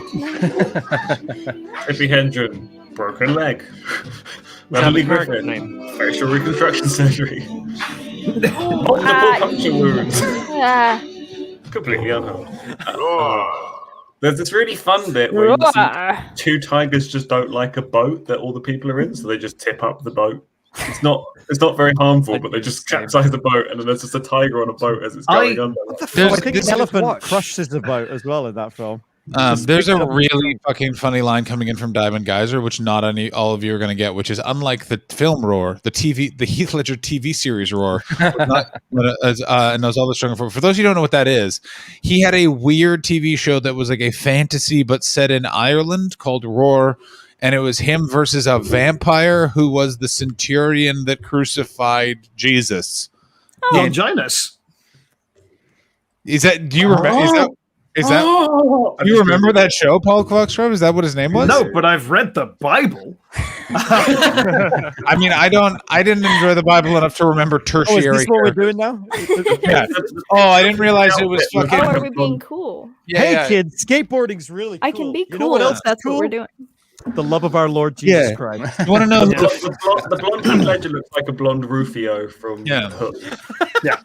You want to know who the first skateboarder was? A little guy named Abraham. Tony Alva. Oh dear. I was fully expecting you to launch into like a Bible-themed rap or something to reach the youth. Hang on, but Can we watch? We are God not is watching doing a new Jesus thing? with my N-word. No. Can we watch God is doing a new thing? Because I think about it every day. I want to make a. It is David's birthday. It was David's. I just want to say, by the way, David, way to ruin International Women's Day for your mum by being born on International Women's Day. That's a good. Tell everyone. I'll say it out loud. I don't celebrate International Women's Day, not because I don't respect all women in the world, but I just feel weird that like the day before my birthday, I'm like, let's celebrate all women, and then the next day, just me. Wait a minute. Wait, hang on. Quick question. This, by the way, of all the screen elements, this one hurts by and far the most. This one really hurts. Really gets me every fucking time. And here's the problem: is Alex is just a good enough mod that there's nothing I can do about it. What I mean, if you get the anniversary of the Birdcage, why the fuck aren't we watching that fucking movie right now? By the way, that's such a good movie. Madonna. Mothergram. Oh, that's the movie version of Lacage, right? Yeah. Oh, yeah, that's great. What kind of teenager are you that you just called the Cajafo Lacage? Man, you are really making you are cool. You're making New Mexico seem a lot less what I thought New Mexico was. Let's put it that way. That's my mission in life. Thank you very much. All right, let's get some fucking organization. Chris, you've barely spoken, and this is half your stream. Do you want to watch that video that David just said? Yeah, I'm just drinking it in. I'm having a lovely time. Great. I just wanted to check. Say, I never get more than a minute into this video before I can't stop. Okay, so what is it? It's worth it for the minute. I put it in the David. Here's my question to you. What do we need to know right now? All you need to know is that God is doing a new thing. Okay. How smashed are you? First of all, David, and I want to be clear, it's not thing, it's thang. Oh no, that's worse. That changes everything. And also, everything. Okay. Sorry. Oh, I have to share this. So I went. For those of you who don't know, I went and got the COVID vaccine. I stood in the standby line. How's bragging camp going? It's going fucking well, and I am. Oh god damn it! I hate this so much. I hate this so much. I hate this so much. Shut up! Shut up! You not fun woman. You're not fun. He's doing a new thing. How can you say that when she's got hair like that? Okay, we're gonna start this from the beginning. First of all, is that you, David, when you were a child? Happy birthday, me. You can see the balloons behind. No, it's not. I wish. You know that when you see the Live Leak logo, you're gonna have an experience. Yeah, you could all hear her, by the way. Yeah. Anyway, so my quick vaccine. So there was one last friend who showed up, and she was also on the cancellation line, and she got to the very front of the line just in time for a nurse to say, we've given out the last thawed dose. Oh. Isn't that the bleakest thing? I was just like, it's all I can think about now, being like, oh God, that poor person. Also, I'm so happy I'm not that person. All right, Yes. let's watch what I can. Just to take it back to Panto, is she a Panto dame? That's what it looks like, doesn't Yeah. No, you don't. Desperate to find out what that sign I'm going to says. say she's really the Flavor Flav of this video. Okay, this kid is so wearing a lilac T-shirt that says "Jesus is Lord" in a very jazzy font. Can you just press play? I can't. You have to. I need you all to The know that anticipation's destroying David. I have to be clear. Very first series. Christians in America do not know what irony is, and they evidently also don't own mirrors, because they do this sort of shit all of the time, and then are like, how can anyone make fun of us? I'm just covered in gold chains with a private airplane, and I say I don't have any money. All right, let's do this. Jesus Christ is the one who gives us new life, and he's doing a new thing for us. His hose. You're always doing it. God is doing a new. Is he having a seizure? Yes, he is. Enjoy it. Always doing it. God is doing a new thing. You're always doing it. Who's doing it? God is doing a new thing. Oh no, he's doing it. God is doing Look at this fucking getup. This kid's fucking cool as shit. Look at Do you this. know this kid? This kid The looks only like thing a he's missing young is the power Corky glove. St. Clair. Parachute pants, man. I Man, think the only reason you think the kid is cool is because the woman who introduced him clearly went shopping at the American Girl doll store. I mean, that joke would have landed if you were able to say American Girls Doll Store and faster. Instead, you thought about each word, and it was very fun. Where you went American Girls Dance Dolls, but he's dressed like Joey Buttafuoco. Steve Bennett, why are you analyzing my material? Right? Yeah, my comeback read like a 4, but it was a 3. Go, This is why I quit stand-up. This shit right here. All right, let's. I'm so excited about this. It's great. How can you watch? Like I could watch. a new thing. My God, You haven't heard him rap yet. A new thing. But since time began, he remains the same. I still haven't. Faithful, I'm gonna do his word and silent. I'm going to store on stone. I Silent. look down through the ages and you will find God doesn't change, but he knows it. What's fucked up about this video is this kid grew up to be David Koresh.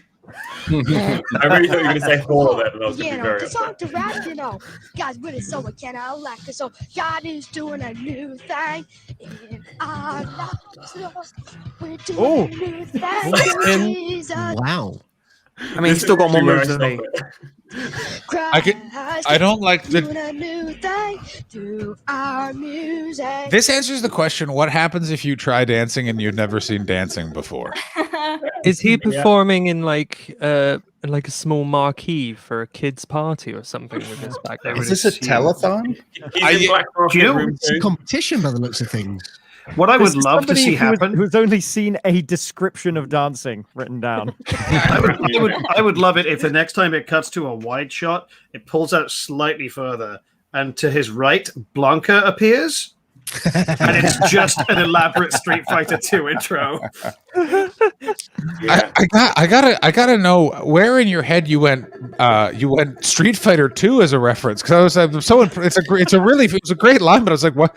How did he get to Street Fighter 2 from Chris? Watch the kid. Welcome back Watch to the more kid in a joke wide analysis shot. with John And the Houston. sound is kind of like Mega Drive-y as well. Bam, bam, bam, bam, bam, bam, bam, bam. Got No, Alan Deck or Terry Crews just off stage, just going like, yeah, yeah. And I like- Holden just pressed the golden buzzer. I like the Well done, incorporation of all the hosts of the Got Talent series of both America and Britain. Yeah, I just had to like, Are you referring to the Got Talent cinematic universe? I am. Music, got Yeah. using this music out coming strong. Michael Clancy's y'all singing this The song TCU. to make you think twice about the way that you live, and that you know Christ is the one who will give peace in your heart. A new start. Corner of the Lord, and he'll do his part. A brand new fan to your raggedy walk. You might just I want Eminem killed. match it up to that song. God is doing a new thing in our lives. Can I just say I've never got this far in the video. Wow, look at that. This kid grew up to become Macklemore. I would buy this. When I was Genuinely, gay, buy I thought I was this in third grade. if this was included in an episode of The Office as a thing Michael Scott has done as a child. That's exactly what I was thinking. It I was reminds me gonna of that kid say- show he was on when he said, like- "Then everyone would love me, and I'd always have friends." Oh, This is that kid, absolutely. but not in a suit. This is like, yeah, I was going to say, this is like Parks and Rec or something, like something happening in Pawnee. Jesus. Yeah, this was Chris Traeger before he abandoned God and took up fitness. Guys, I just gotta looked be into it. This kid is now a lawyer. What? Prove it. I can. Can you put his LinkedIn in the private chat?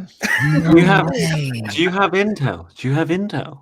I'm on it. You carry on with the video. I'll catch up. No. Baldy, Intel. Baldy, hang on. Baldy just wrote, there's the NY Public Access TV archive, which is mad as shit.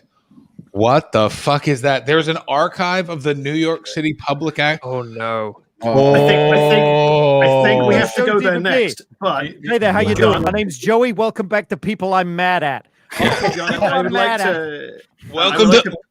Welcome to Mets Chat. Let me tell you who I hate. All Yankees. End of show. I want to spin back to a thing John just said, and I'd like to pitch a bit for this show for the coming weeks, which is John simply does critical analyses of people's LinkedIn profiles. Do you understand that that's a brilliant idea? Let's start bringing up random people's LinkedIn profiles. Oh my god. Wait, no, but who Only like, if the intro music is something by Vivaldi. Are there- It's got to have a professional tone to You it. need wait a another minute. theme tune. Yeah. We need a theme tune for the LinkedIn. But here's my question: is Steve Bezos got a LinkedIn? Like, do those guys get LinkedIn's as like First that? of all, John, who's Steve Bezos? Steve He's Bezos. Jeff's brother. I don't care. I just had the COVID vaccine. I got up so early. All of you can fuck off. All right. I think once you get the COVID vaccine, all of the brains of the people who have now put a chip, all of the names of the people who have put a chip in your brain just meld together to hide their identity. Oh, thank you for following Fab Fury Free. That's good. Lee. Good That stuff. middle word is not fury, and you know it. I just put a link in the chat to what looks to be a commercial for Scottsdale divorce attorney Michael Clancy, who is this guy now.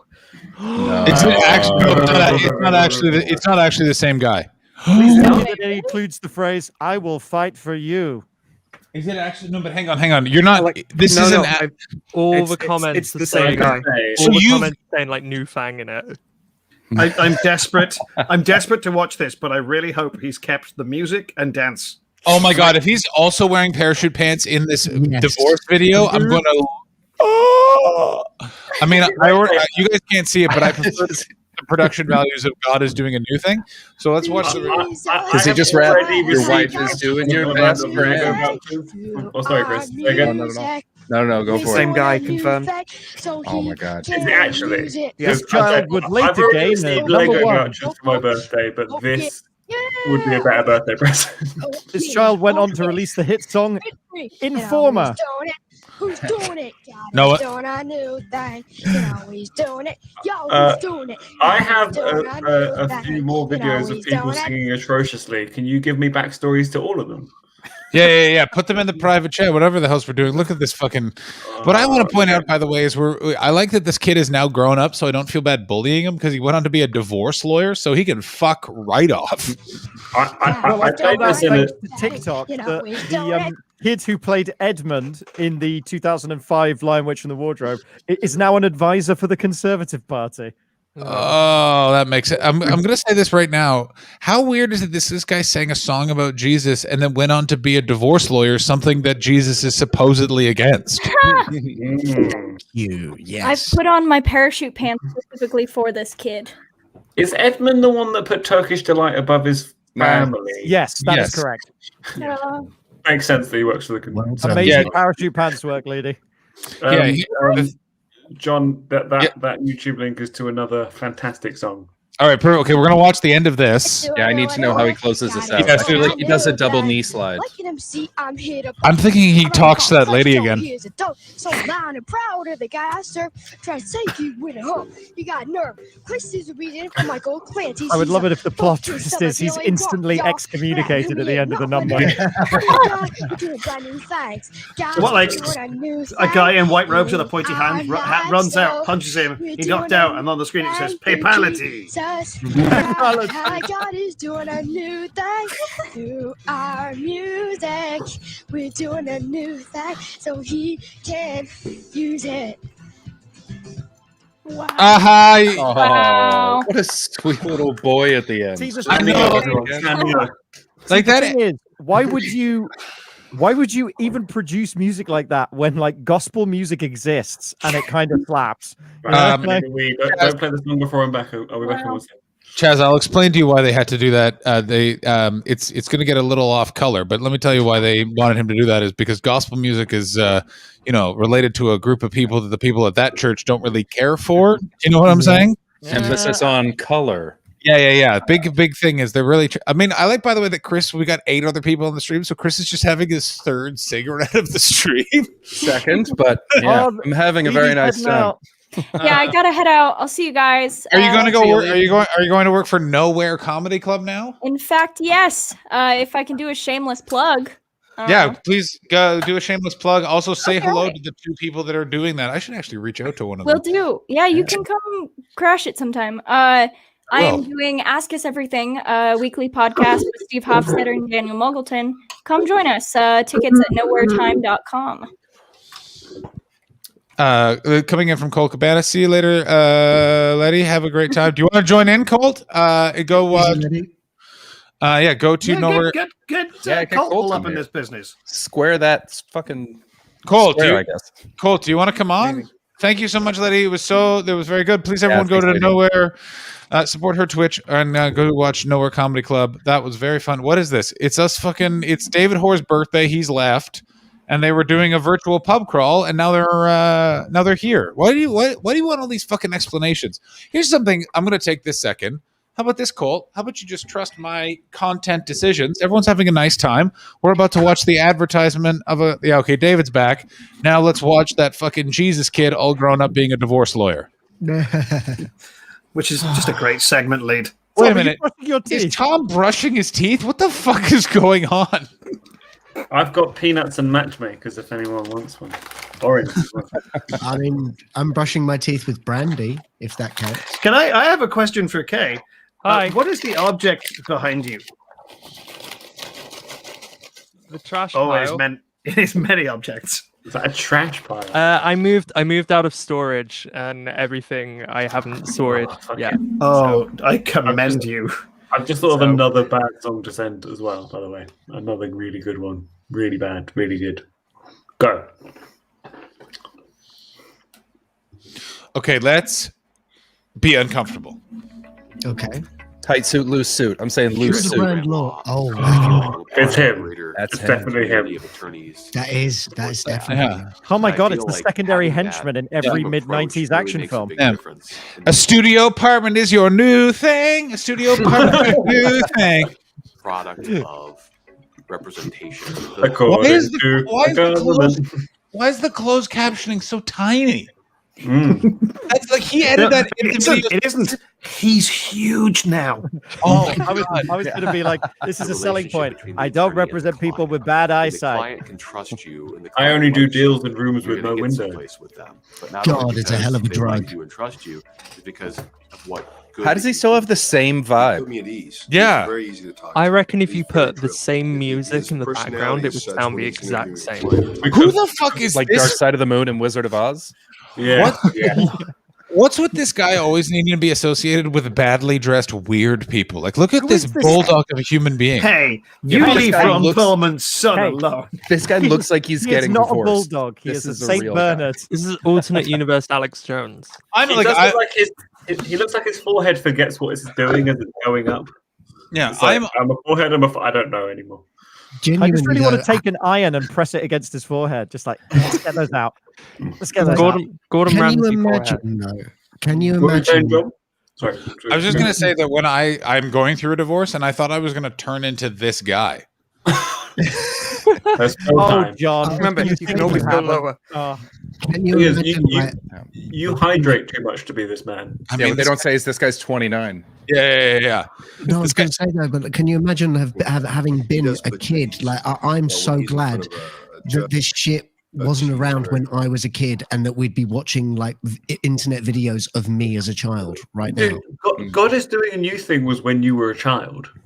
No. But I'm saying that like videos of me as a child have not ended up on the internet yet. Yeah, your father's a famous person. Like, I'm sure that they're out there. Like, I'm sure. I've heard of your dad. My dad is not tech savvy. He's in his 90s, so he's not going to be uploading things to YouTube or Twitch.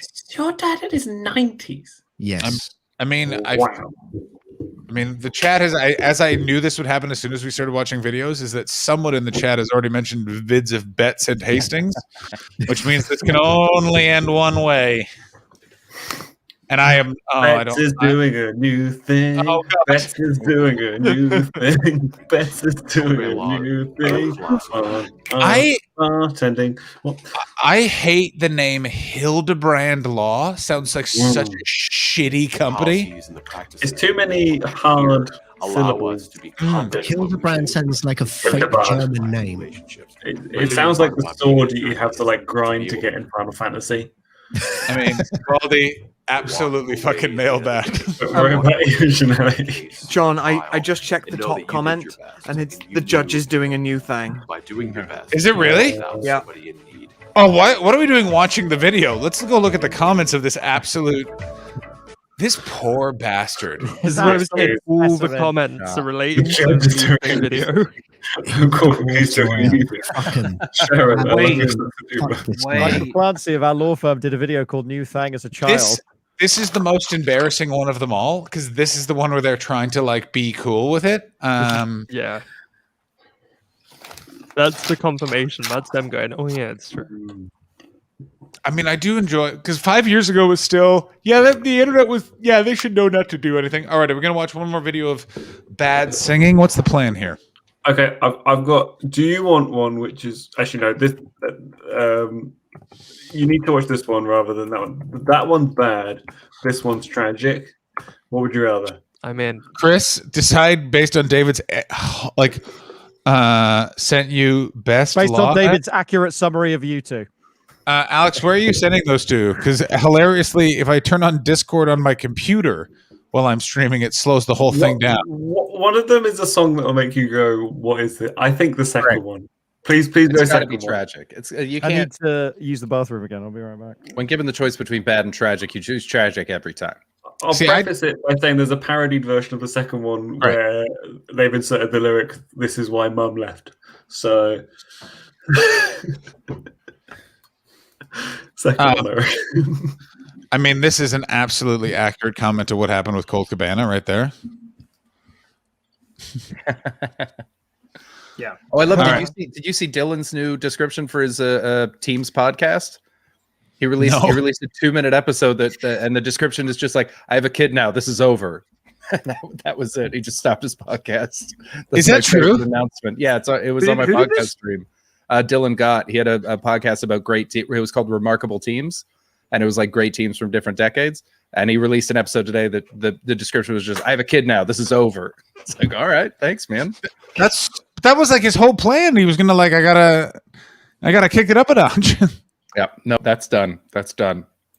Oh, that's shit. Oh god, this is bad. That's trouble. I host another podcast with Dylan. I better check what episode we released. God, how did your thing on Friday go, John? It went really well, by the way. We're doing another one, not this Friday, but next Friday. And did you have mics on or not? No mics off, because they didn't want to put the pressure on them to like. I felt awkward if they would. For those of you who don't know, is I basically did my first Edinburgh preview to people in my Discord that wanted to come watch. And by the way, I don't know if all of you are comedians.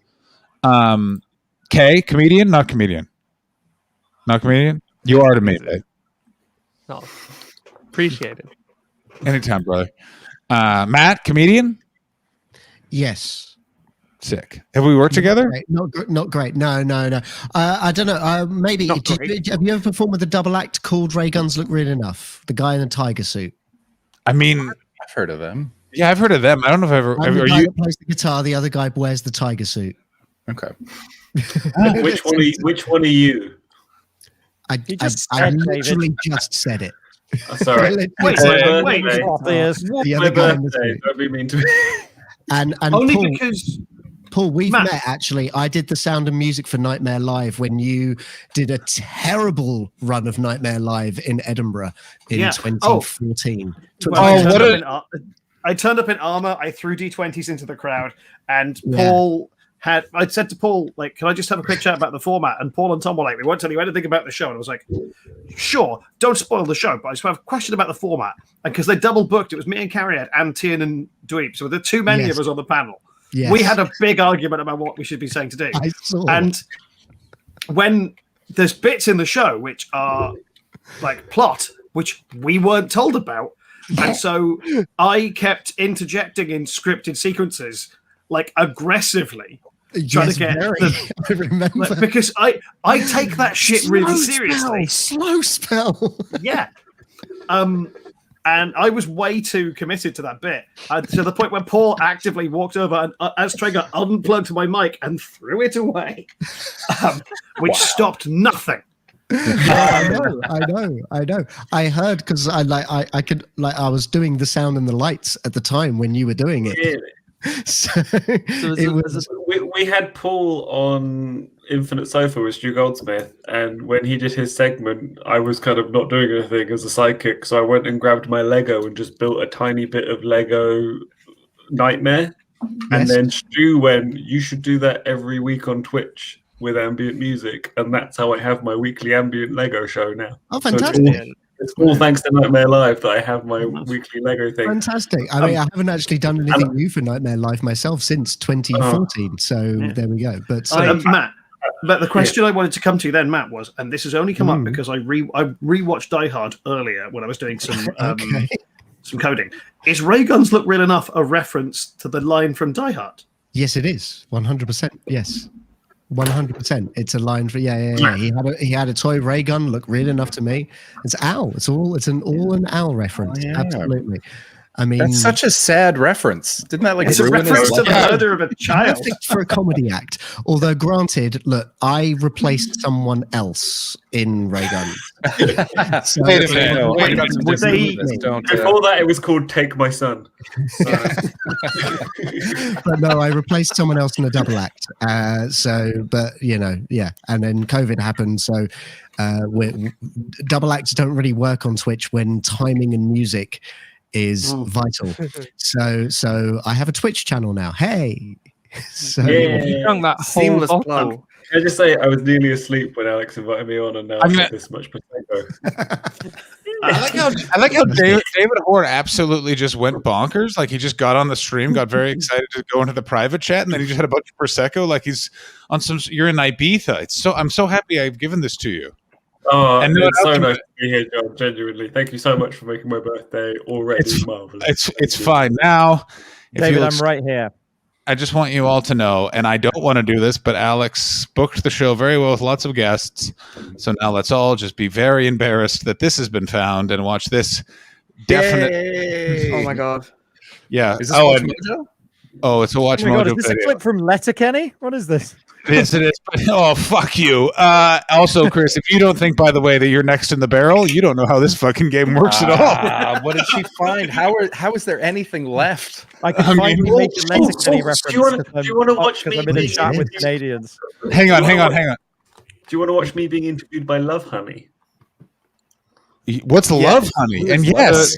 The Love adult Honey site. is the biggest seller of sex toys in this country, and they sponsored the Bath Comedy Festival, and they were like, we're going to interview a bunch of people, and we were the only people that said yes. So me and my friend Dorian basically got interviewed by Love Honey in front of a bunch of dildos. I mean, That's how I know you. Yeah.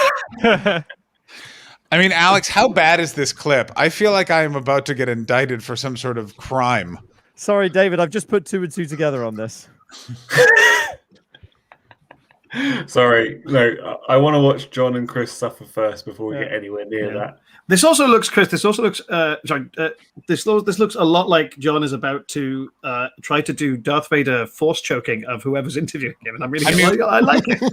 I just think it looks like he's trying to grab the play button. I just like he's doing the Vader force choke because you are looking real Palpatine in this image. Oh boy, it's the weirdest thing of like I look so much younger and yet so much older in it. Like the eyes on me, I look like I just woken up from some sort of drug-related sleep, which I know will be fully operational when your friend arrives. It's a Watch Mojo video. Oh no! Another gym one.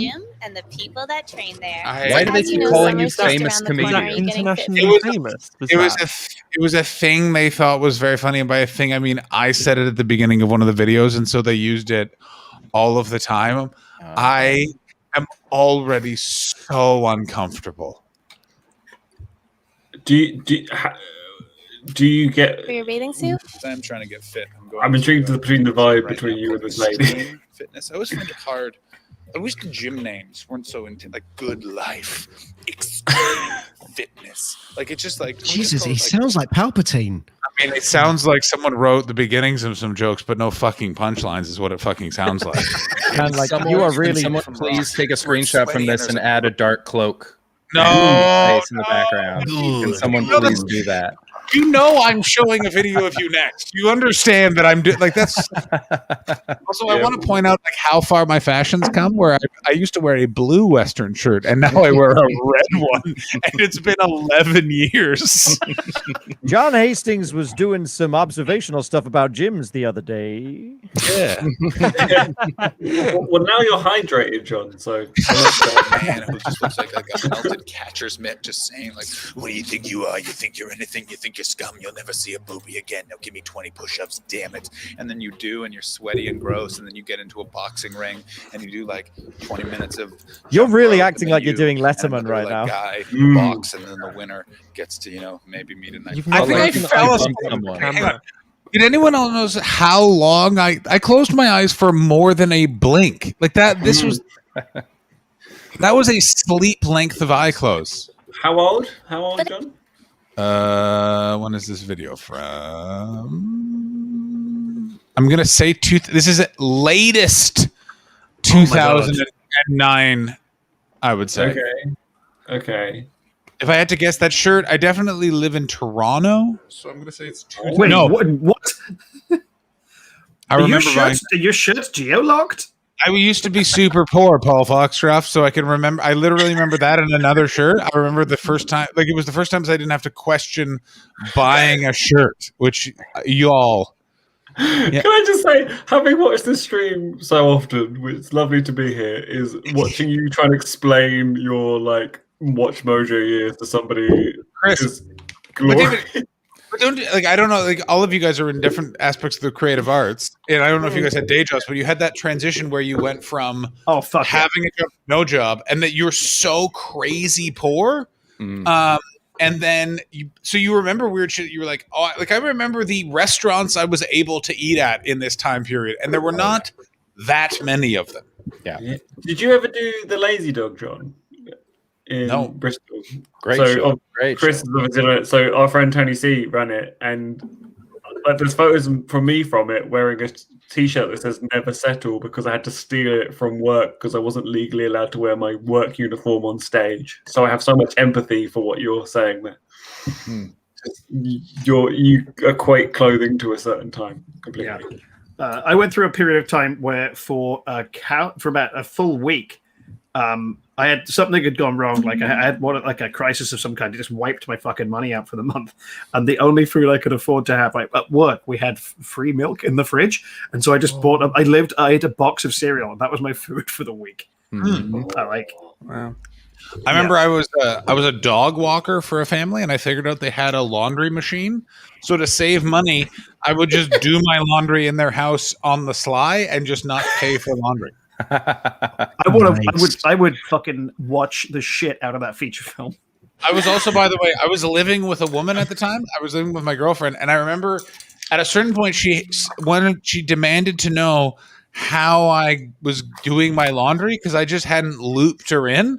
So she was just at a certain point, she was like, "What the fuck is going on?" Because the hamper would be empty. I'd come back with clothes. She's like, "What are you doing?" And I was like, "Oh, I'm doing laundry at their house on the sly." And she's like, okay, are you emptying like the lymph filter? And I had not been emptying the lymph filter, by the way.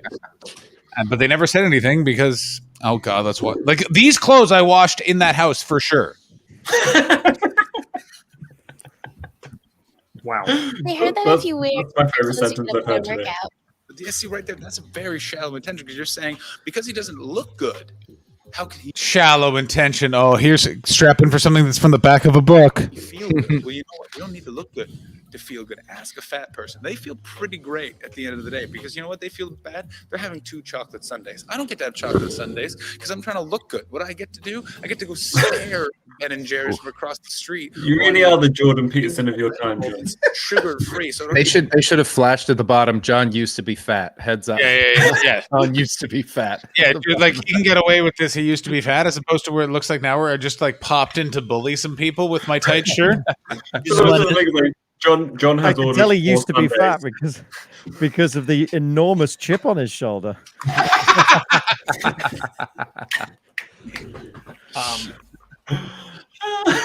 And by the way, David, don't get too fucking comfortable. We found that. I've posted it in the private chat already. Don't worry. I found Damn it. I am having a galaxy brain moment because I thought that I just knew David through Twitch, and now all of this stuff has been illuminated. Of just like, oh shit, he did that show with Dory, who I knew from uni, and now all of it's. Do you know Dory? Yeah. So I went to uni with Dory. He was in like the year below me. Wait, have we been in the same room together? Yeah, I saw your Fringe show with Dory. You saw D&D comedy rolling. I with did Wayne see right in the D&D room. comedy where I've you got rolled a big foam D20 to decide which song you were going to do. Go get the dice. I would love to see the big foam. I would D20. love to see the big dice. Thank you kindly. Wait, what was the full name of that show? Because he just sort of trailed off. D&D comedy because it was Dory and David. The D&D comedy. Oh, I thought they were doing a comedy. What was it? D&D comedy, but what was the rest of it? There was more to it. Yeah. If you're trying to find a review, you will not find one. Why not? Did you have them scrubbed from the internet? No, I think it's because you guys only did like the last week of the Fringe, right? Yeah, we did 11 days, and like was my first ever time in Edinburgh, just generally, and I absolutely murdered myself. But yeah, this I had 20 songs on a whiteboard, and then somebody would roll the dice, and I would play whatever song it came up, and we did that 3 times in the show. How many times did the same song come up twice?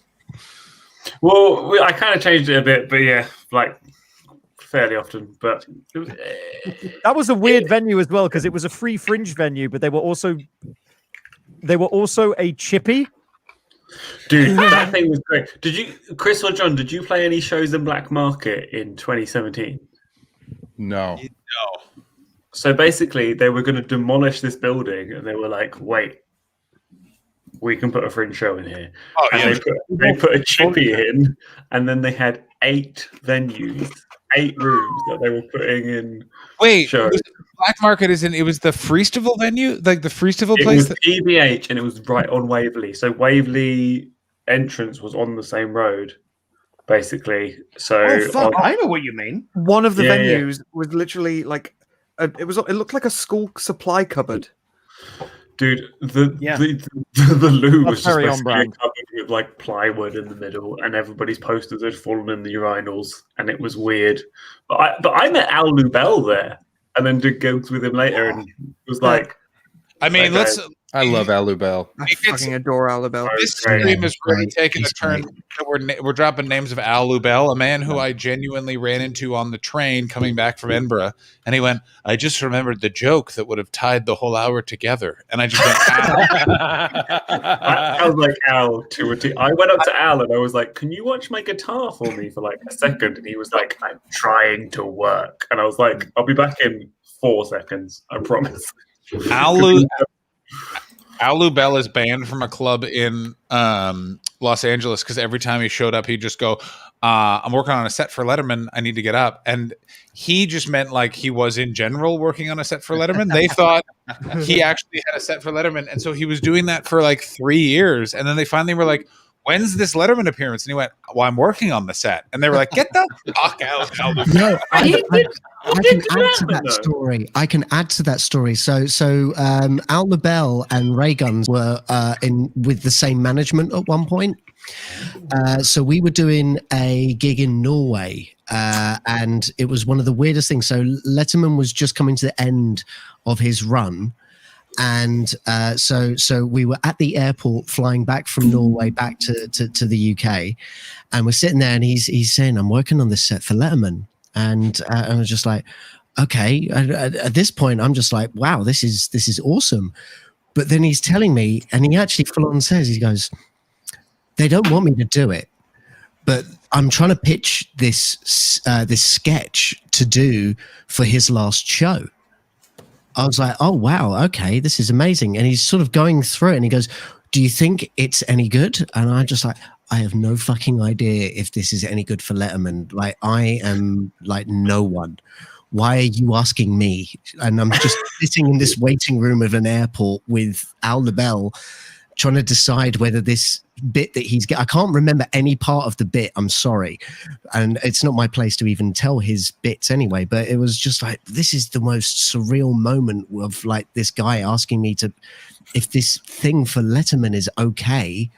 Does anyone else wonder if the sketch for Letterman just involved Letterman saying Al Lubell a lot of times? I'm just looking at Al Lubell to understand how fucking spot on that was. Yeah, Al Lubell. Al Lubell. Al Lubell. I think it was him in Bristol when he just sang the first 5 minutes. My name is Al Lubell. My first Edinburgh. I lived with Al Lubell and Will Franklin. Oh, I was about to bring that up. That was mental. Really? Yeah. Oh boy. Not only that, yeah, Chris and Will Franklin were getting drunk a lot, which if you know Will Franklin knows that involves someone breaking some promises. Yeah, I remember Al put a hand through a door because he didn't think to pull. He just kept pushing on the door for 20 minutes. He put a hole through it, and then he knocked on my room. He's like, Chris, I can't get this door to open. I don't know what's going on. It wasn't even near the doorknob. It was right in the middle of the door, and it was a normal door. It was, and so I just grabbed the handle and pulled it, and he was like, oh, thanks, man, and just didn't fucking acknowledge that he'd done anything wrong. Can you define an abnormal door? Yeah, sure. It's like a disc. Like you're a genius, So easy. You mean like a hobbit hole? I mean a door like you can. There are some doors that you push, and there's some doors that you open. This was a door that has a knob and it has a latch, and you open it. That he couldn't wrap his mind around that technology. He's always carrying those crazy notes as well. Abnormal door. Abnormal. John, close this video down. We're clearly not. No. Anymore. Surely all doors at some point are push doors. No. We got to watch the whole thing. And drink a pot of coffee so my heart rate's accelerated, so the blood is circulating faster, so you build more muscle. This is another thing. I love the panic pace. Unattractive. I want to because he has and you're not breathing. This is the pace of someone who's like, if I just keep going, I won't be able to hear them not laugh. Panic pace. Yeah. 5'2". I was working on a set for Letterman while I was filming this video. Oh, Alex says, can you turn up the video? Can I turn up the video? Yeah, apparently she can't hear it because we're all just being hilarious. Yeah, we're sorry, Alex, you're too busy fucking ruling. I can't wait to watch the videos of this stream in 10 years and make fun of all of us. We are too busy being every podcast with comedians in it. Yeah. We all meeting up on my 42nd birthday. Every podcast with comedians in it at the same time, played, overlaid. Yeah. Chuck Ming Joe Rogan. To them because the ladies can go, yes, he does look like a bridge troll, but I keep forgetting Joe Rogan's a comedian, but so does he. Is going to be like, you know what? I really hope I ruined this relationship by shooting this video. I really hope that this is an affair and this video was shown by one of their partners. She does have a bald spot and requires an eye. Jurgen, you can't decide who you're talking to. Yeah, are you talking to her or are you talking to the camera? And you keep going back and forth. Do you remember thinking about that? Just being like, what am I doing? To extend that, I'm really hoping that a segment of this bit is delivered to that couple. Yeah, that Like I couple. hope that there's just a smash cut and you're right in between them. I have no idea what. I think I'm in a throuple with that couple now. She could buy me a house. Be like, let's do it in a Gremlin. I got $20. Let's go get a motel there, model. You know, it's not.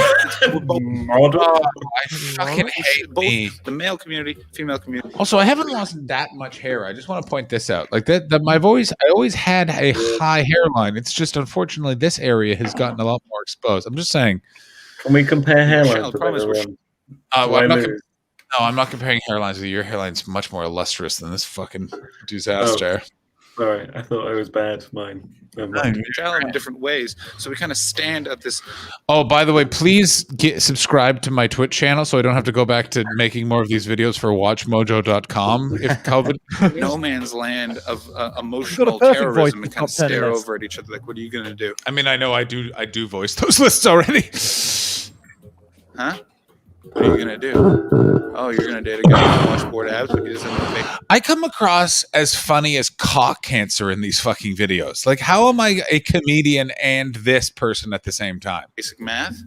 Well, I'm gonna go over here and date a 19-year-old with an eating disorder, and sure, I can't have a conversation with her because she's never seen the Godfather films, but man, does she look good on my arm coming down the street? And that's what sort of happens. So the good people never actually get together because they're too busy trying to impress the. I don't know what I'm doing, but it's like I'm speaking a different language, yet it's still English. Good people with these gross people over here. You know what I mean? It's a bizarre. Hey, Chris, I think I know what we're both wondering, which is, do I ever worry about originality in my comedy? Psycho. Well, on that note, I think we need to wrap it up. Was that a punt? Did she just cut you off? Was that Sandman dancing across the stage? I think that was great. I think that was my career talking. I want you to delete this video from the internet. Whilst you're saying all of that, how about we just been a harsh interview? What was that? Sorry, David. I couldn't hear you over the sound of me hating myself. The fact that you're like go, and she's like, I think this is. Yeah. Let's just wrap this all up. Right? Yeah, you didn't talk fast enough to catch funny, motherfucker. Get off the camera. Here's what I want you to do.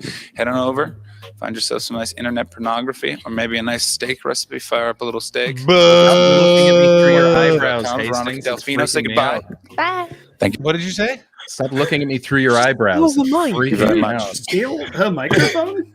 Is it weird how much I love how much you hate past you? I mean, I hate him so much. I hate him so. He's just so much.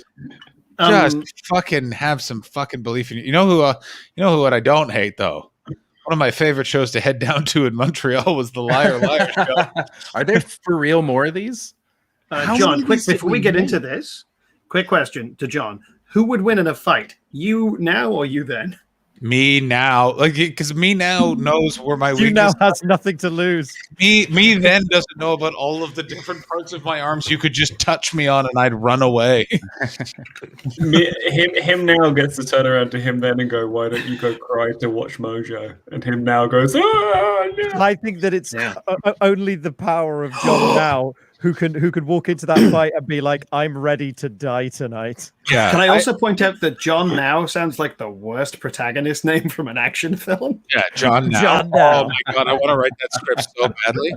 It unnecessarily involves. I'm a cop, but I do a Twitch stream. Like, it's just so badly written. To try to find your missing kid who was kidnapped. He's a detective at the NYPD. How's he gonna juggle a case and his OnlyFans account? Yeah. Oh, it has to be something more tangential than kid. It's got to be like, that's my favorite nephew. This is friend.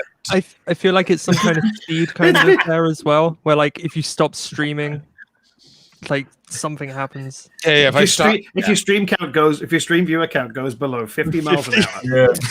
Yeah. All right. We need to get this guy more bandwidth. If there is an incidental kid who's been kidnapped, can it have been kidnapped by past you? I just so want it's a crime. So the protagonist already knows how this resolves. I need you all to remember 413 people have already watched this spectacular video. How did this get that many people? Was the 13th of September a Friday as well? Chris, a quick question before we begin. Yeah. I see that the upload date is the 13th of September 2011. Did you film this on 9/11? God, I hope so. This is. I've just seen. Hang on. Sorry, hang on. yeah, I've just realised the same thing, David. Wait. Yeah. Yeah, the upload date is before the date that it was allegedly filmed. What are you talking about? No, It the says show is an Liar advert. show, 17th of September. Yeah, no, this is a promo for the show. okay. My concern, friends, is that this is a promo for a show that is somehow 3 minutes long. Oh, dude. And that's a short one. That's a What do you need? What information do you need beyond time, date, place, lineup, and price? None of the decisions. All I say to you is welcome to the stream, buddy. Yeah. If you for a reason in this, don't worry. If it was shorter, we wouldn't have content for the next. I'm gonna say 10 minutes. That's why Yeah, I'm not showing you my 30 minute neck nomination video. First of all, know which pharmacy you're in. Second of all, that is Asaf Gierchek, a very funny comedian, stood next to the man that funny comedian Chris Betts used to be. All right, now let's enjoy what can only be, I assume, some unprofessionally recorded banter in a pharmacy. Oh yeah, we're not mic'd up. Which card reminds you most of Deanne Smith? Go. Dan Smith? Okay. No. Wedding. Not ready to talk to Deanne about those feelings yet. That's fine. No, I don't. This one's already way more enjoyable than my video because Okay. Deanne. The trick is invite him in who's a delight. Yeah. Just invite an alarmingly charming man. Asaf Gierchek now too. Jesus Christ. He certainly is. Also, Asaf Gierchek, one of my favorite bits ever. You know what they say: teach a man to fish, and he'll eat for days. But it also means my goddamn favorite pier is filled with homeless people. This so stupid card here. I wish this wasn't the card I just chose, but I have committed to it. Deanne Smith is enjoy your bar mitzvah. Enjoy it. I like that he's alone on the dance. Did you guys?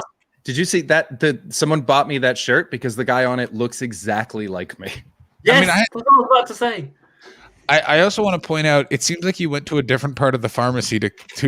Did anyone else notice that incredible jump cut? No, see, the Kotex ad is still back there. No, oh yeah, you're right. But it's continuity. There was still a big jump cut. I'll tell you what. Because we were in the aisle for 10 minutes trying to find something funny. And did you find it? No. We just quit. Scream at him at the top of their lungs to enjoy his Even bar when you open mitzvah. it to see the back pan There's of the no party, one. still no one. Is there anyone on the back of the card? Not a soul. No. Wow, that's really depressing. Saddest. He's having the best time though. Deanne, you are a lonely bar mitzvah. Having the time of your life. The greatest time in the world. Jesus. Hey everybody, Kay's heading out. Oh, bye, Kay. Take care. Been a delight. Hey, thank you. Hey, you're my favorite of all the people that joined this stream. And Whoa. Yeah, I feel like that's legit. discrediting the people that are going to be remaining with you for the rest of your stream. I fucking said the rest of you are fucking interrupty jerks as opposed to Kay that picked his fucking time. You know what I'm saying? Yeah, I definitely chose time. No, I'm gonna go to bed. I've also got to work on this Letterman set, so I'm still gonna store that out. Kay, can we get that Bandcamp SoundCloud link? Oh yeah, let me just drop a. Is it fire? There you go. There's a link in the chat. How about cool in the Twitch? There you go. Nice one. Oh, thanks, man. What's London hatred? That's my EDL.com. I think it's time that we had a real third party in this country, and which is why I've set up lemonparty.org. Yeah. That's my Ambien project. It's your Ambien. Are you trying to get a bunch of pills? The pills Ambien?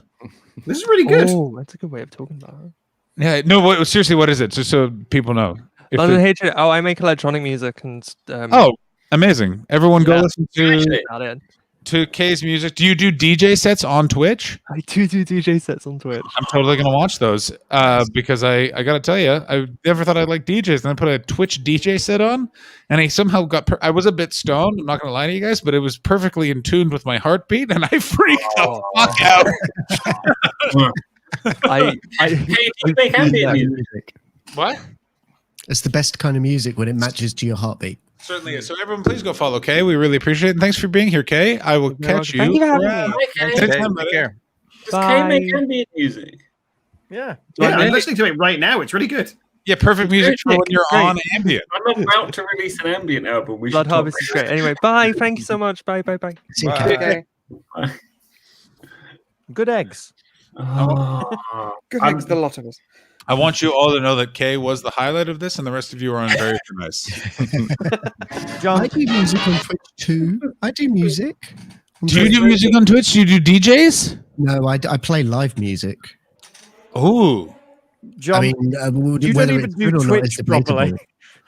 I don't know if I do Twitch properly. No, I probably don't. I mean, let me say this about Twitch. Of all the corners of the internet, has so many fucking rules. Like, you didn't set off your gem, Dinton, when someone made you full friends, and you're just like, I don't know what any of this is, guy. Like, I used to perform live, and now I stand in front of a flag, and Chris is giving himself lung cancer. Yay! Have you seen Chris sing yet, John?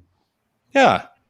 When he's like, Alex is engaged sing mode, and Chris just goes along with it, and it always baffles me. Listen, I got to. She spent her channel points, but then I disabled it, and now no one sings. Here's the thing. Here's the thing with Chris is, the only way that he's really drunk is he will really start singing a sad song. Like he'll say, "I got to go watch some sad music," and he'll just disappear into the night and come back. I ruined one of your dates doing that. You did ruin one. Although, again, I always look at that where it's like, if a date can be ruined, how much of a date was it really? I have found I have found from 2011 clips of me doing stand-up interspersed with somebody interviewing me about my stand-up. Is that from a film college? That is from Comedy, which I believe turned into Next Up. Okay, yeah. Yeah, Chaz, yeah. Comedy also did that with me, and let me tell you, I learned something about my comedy. It's very original. Very original. You ever worried about that? So if you ever want to see me do very bad stand-up interspersed with me listing Louis C.K. as one of my comedy influences. Yeah. How were we to know? He only told us in every joke. Yeah, there's an interview of me from 2020 that's really doubling down on considering Louis C.K. Anyway, it was a joke. Thanks for the silence on that one, everyone. Jesus fucking Christ. We just know you're a bigot, mate. We're just jealous because we haven't got our jab, John. Trevor Wilson were a style of juice / juice container, which would he be? Okay, that's easy. Because clearly he would be, okay? You should have stuck with the fucking greeting cards. This is now belabored and annoying. Yeah, I think that was the theme of our promos. Grapefruit juice, but in a convenient 3-pack of juice boxes. Okay, that's Chris, good. is this an advert for the same gig? That he's Sorry? cross-references. Is this an advert for the same gig as the previous video we saw? Yeah, apparently this is all the same video, David. No. There was we one we watched a watched few like of a these. few weeks ago, like a few days ago. Is it the same gig? No, it'll be a different version of the same like series of shows. Okay. Yeah. Okay. Continue, please. Alex Watson, that is 100% correct. I never started that rumor. Never started it. Backstory on that: what never happened was no one ever went around the Edinburgh Festival saying that Louis C.K. was going to end up somewhere, and then got told that rumor by the person that ran the building. Whoopsie doopsie. Wait, was it you who spread the rumor that he was going to hang out at Attic Bar after his show? It was, yeah. It was very no. There's a place. What's Attic Bar? Oh, it's like the industry bar that's in the Gilded Balloon. Oh, you mean Loft Bar? Oh, the Loft. Sorry. I mean, I don't know. Well, I guess if you've never been allowed in, it was a good. It's guess. true. It's true. They have a decoy bar for comedians like you. I know. Yeah. It's just a bunch of shipping crates and a mini fridge full of WKDs. To be fair, that's all Loft Bar is. Oh, you have been into the Loft Bar. Yeah, right. All right, let's get this shit over with. Give me another minute and a half of my bullshit from 10 years ago. You're fine. People would go for one or the other. That when you consider the combination of the two together, is that you can really think about how much time I'm trying to waste since I don't know K. Trevor Wilson. I'm gonna say, Asaf Gerchek really fucking makes these just enjoyable. I gotta tell you, that was just very fun. Yeah, This video is very much delegation. Yeah, it's smart. It's work smarter, not harder. What's that guy doing? Oh, that's right. He was guest hosting this one because I was away. That's why he's in it. Oh. Barry Taylor. Barry Taylor. As far as I know, he's a very well lubricated human being. Okay. What does that mean? What does that mean? Yeah, it means that you're fucking picking up the fucking. And fuck that up too. I would say that it's a segue in the same way that the Segway, the inventor of the Segway, rode off a cliff. I feel like a late night talk show. So I heard you had a special relationship with a bird of paradise. So somebody told me that you were recently in Tahiti murdering a man. Murdering a man. Paul. Yeah. Paul, do we have the list? Paul. I just stopped. I always like Carson's better at that because he would literally say most of the story. Somebody told me you were recently skiing and there were hijinks that we'll enjoy from hearing about it. Well, do you remember? I remember. I think John was when we did the Monkey Toast show in the UK. I remember David Shaw. I think it was with you. David Shaw was interviewing you, and I think David was just like, "So, John, I hear that you." And David just told your story, and I remember you going, "Yes, that's exactly what happened." Yes, that's exactly what happened. I have nothing to add to that. And I was so confused because I've never done a show more where someone and I've seen the show. So by the way, if you haven't seen Monkey Toast, what it is a comedian's interviewed by the host, and then the improvisers do a scene based off of what was discussed in the chat. And I did the show after I'd seen the show more than once, and for some reason the host was so worried I didn't understand the concept of the show. So he kept being like, "So what's the story you're going to tell?" And I just kept telling him the story. It's going to be this. And then I think he just freaked the fuck out. I don't know it was so fucking weird. Because you did in Edinburgh, right? Yeah. That's when we met. Yeah. Because that run, the Edinburgh run, David had he would do this thing where he would wait till 5 minutes before the show and then crack and be like, "Okay, look, I'm really stressed about the show tonight because there's a ton of industry," and we'd be like, "Well, now we are." Yeah, yeah, I just want to let you know I left all the ovens on. What? The thing that I remember about that Edinburgh show is that when it segued into the scenes, David would tee it up in a very heavy pressurized way, which was, "And with that, let's see some comedy." Oh yeah, listen, I've said it before. Yeah, very good improv is amazing to watch, but anything else, and you're just going, "Oh, John, you don't have to tell me this. I was a student improviser." Yeah, I mean, no, I'm trying to hint at something for Paul. Anyway, no, I'm just kidding, Paul. You're very funny. I'm sorry, I just make fun of improvisers because actually, Paul is actually a very good improviser and can take the joke, but so many improvisers, they literally have no sense of humor about it, and it's glorious.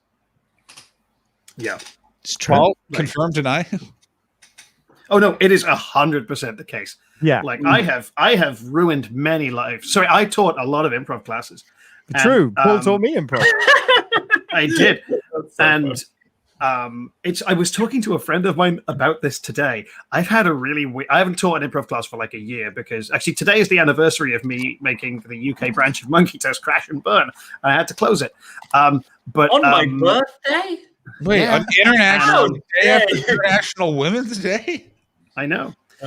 But I had the weird moment I had today was I was talking to a friend of mine and I was like, "Wait, fuck, did I run a cult?" Mm-hmm. Yeah. Did you see that episode of BoJack Horseman? There was I've not seen it. I have anxiety about watching that episode. People told me about it. I'm like, I think it'll be too real. There was a really good joke about this that somebody posted on Twitter, and it was during the time when the UCB was shutting down, and all of the teachers were like, we haven't been paid for months and stuff.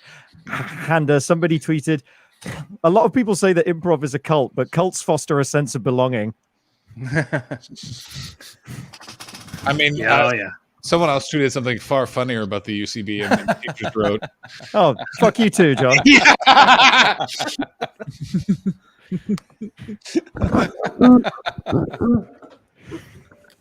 I don't know why I'm being so mean today, and I'm so sorry.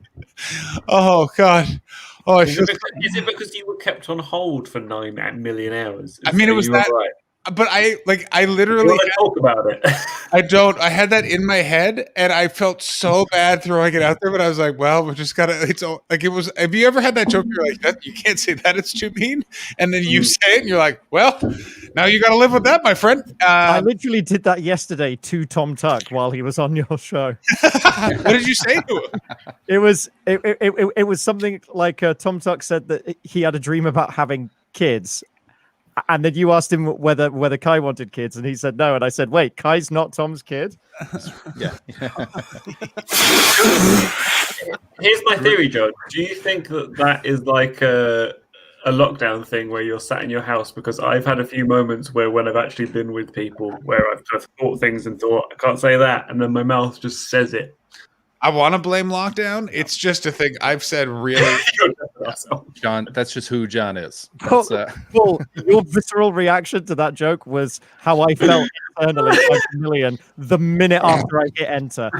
Oh, it's just. But it's again. Here's the thing with being mean, especially around other people, like performers. Is what I don't like is if you're going to be mean. I do think that I like. Listen, I don't want to offend anyone. I hope everyone knows I'm joking. But the thing is, you have to acknowledge when you're mean.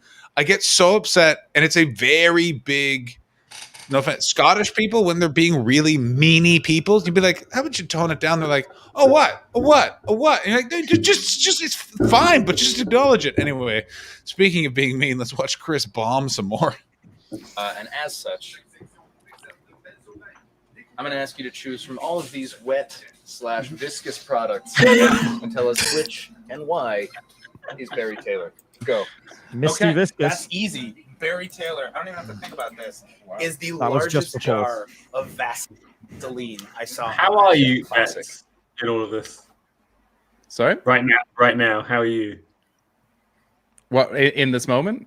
Just watching this, yeah. Just really glad that Safi took over. That was the smartest decision we made in the whole show, was for me to just walk Safi around and be like, "You fucking do it, man." Last time I was in a Batman suit when I woke up, so this is bullshit. You were, yes. Yeah. Somebody should have come up to you and said, "No, no, no, no, no, no, no, no, no, no, no, no, no, no, no, no." No. Remember what I said about Scottish people? Someone asked in the chat. This was all in one shot. We just walked around and she filmed everything and then cut it. Like children of men. When you put them on, there's no. It was our 1917. There's no. I'm putting Barry Taylor. Oh, news just in, by the way. The Supreme Court has just nullified another attempt by Donald Trump to overturn the 2020 election result in the funniest news banner I've ever seen in my entire life. What? No, really? Is he still going? Trying. He's still going. It just came up like on a news feed thing of Donald Trump's whatever final bid has been rejected by the Supreme Court. Yeah, it's March, motherfucker. Time to fuck. What makes it final this time? People are very embarrassed.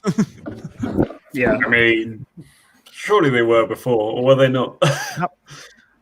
I mean, he essentially got his legal team out of a cereal box at this point.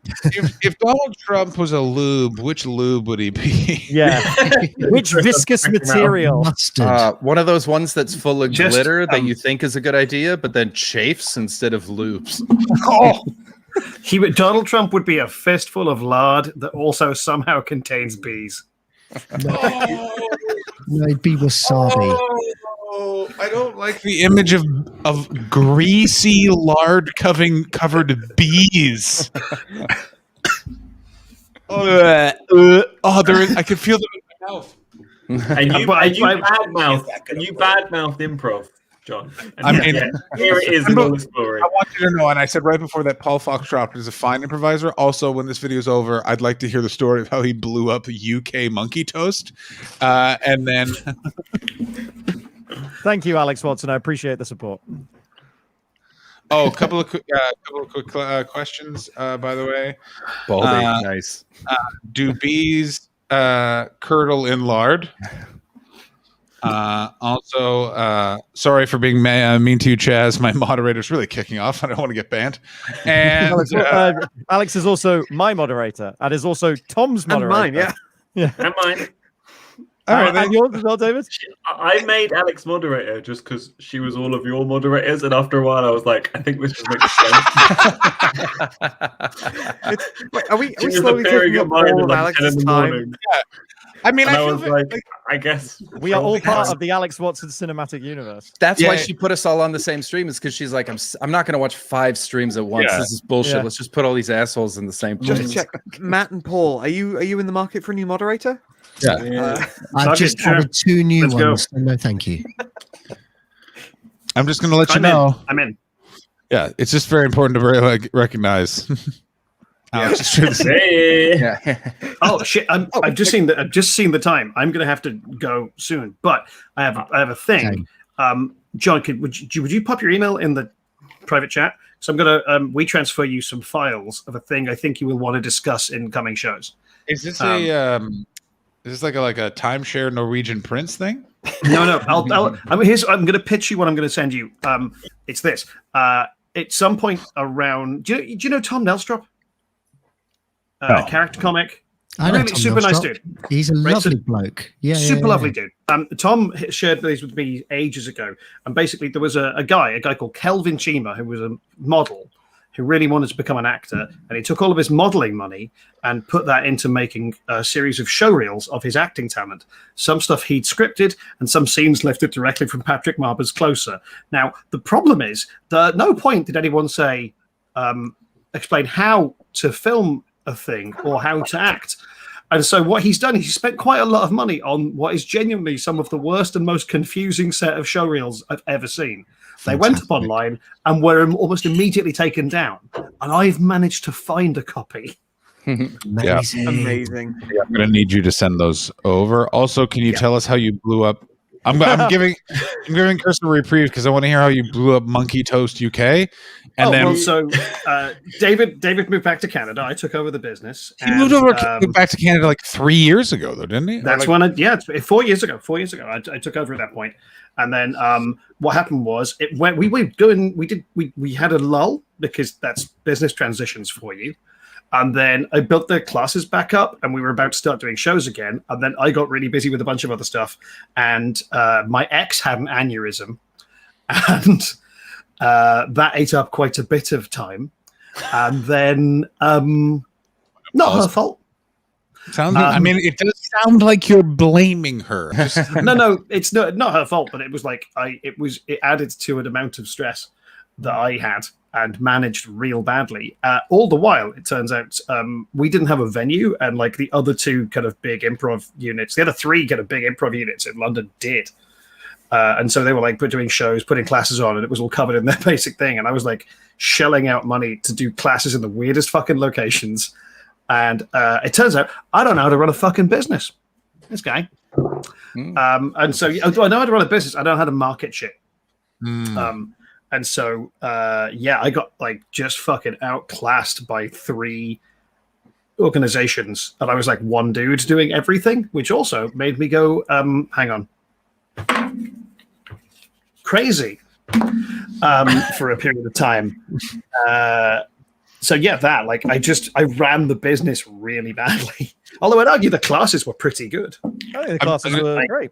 I'm going to say 2 things. One, Alex, can you do me a favor? Because for some reason, my chat didn't like refresh, and I can't ban that bot. Can you just ban that bot? 2, I really like how you said blow up, as opposed to what it actually sounds like is you made a reasonable decision for your life to no longer continue doing something you weren't good at, which really just feels like you just wanted to tell a nice story about realizing something about yourself, and you just sold it in such an extreme way.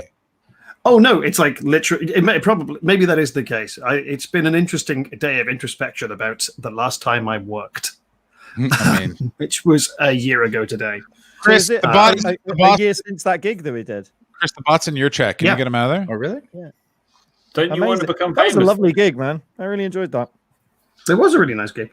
It was a really, really lovely gig. But I remember that during the interval, even though you had said at the top of the show, just like Monkey Toast doesn't exist anymore. This is just a showcase of like our current classes and some old people coming back. This is the last gig we're doing. Somebody came up to you in the interval and was like, "That's really great. When are the classes on?"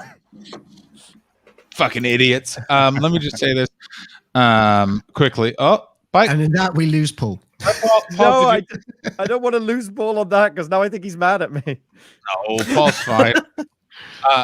Don't make me squat in that feeling. Massively mad. How the fuck did that happen? Whoa. Wait, Paul's which pulling Paul out are you? Giroux. What the hell? Where'd Chris go? Wait, did why is new Chris Paul been just found consume out? him? Yeah. What just happened? Like everything, but the whole I screen went think blank you for a ate second. Chris in utero. His wife just came and pulled him out of the internet. Like, nope. All right, quick thing, Paul. Anything you want to plug? If you like watching comedians play Dungeons and Dragons, then Wednesday nights I run Questing Time, a podcast. No, fuck that, a Twitch stream where we do literally exactly that, just really badly. Genuinely, the players are 9th level and they've barely looked at their fucking character sheets. All of this is D&D shit. I've done the fucking work. Paul, you seem chagrined. Yeah, Paul, you're going to be all right. I mean, not as chagrined as Chris, who's part of this stream, and he fucked off.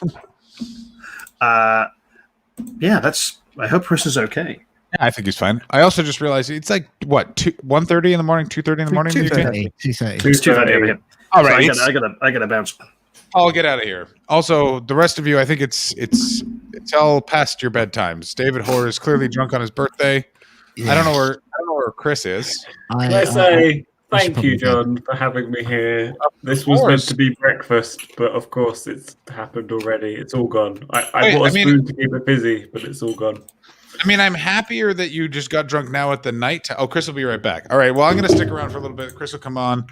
All right. And then anyone who wants to go to bed, if not, please, everyone plug. So, Paul, you've plugged.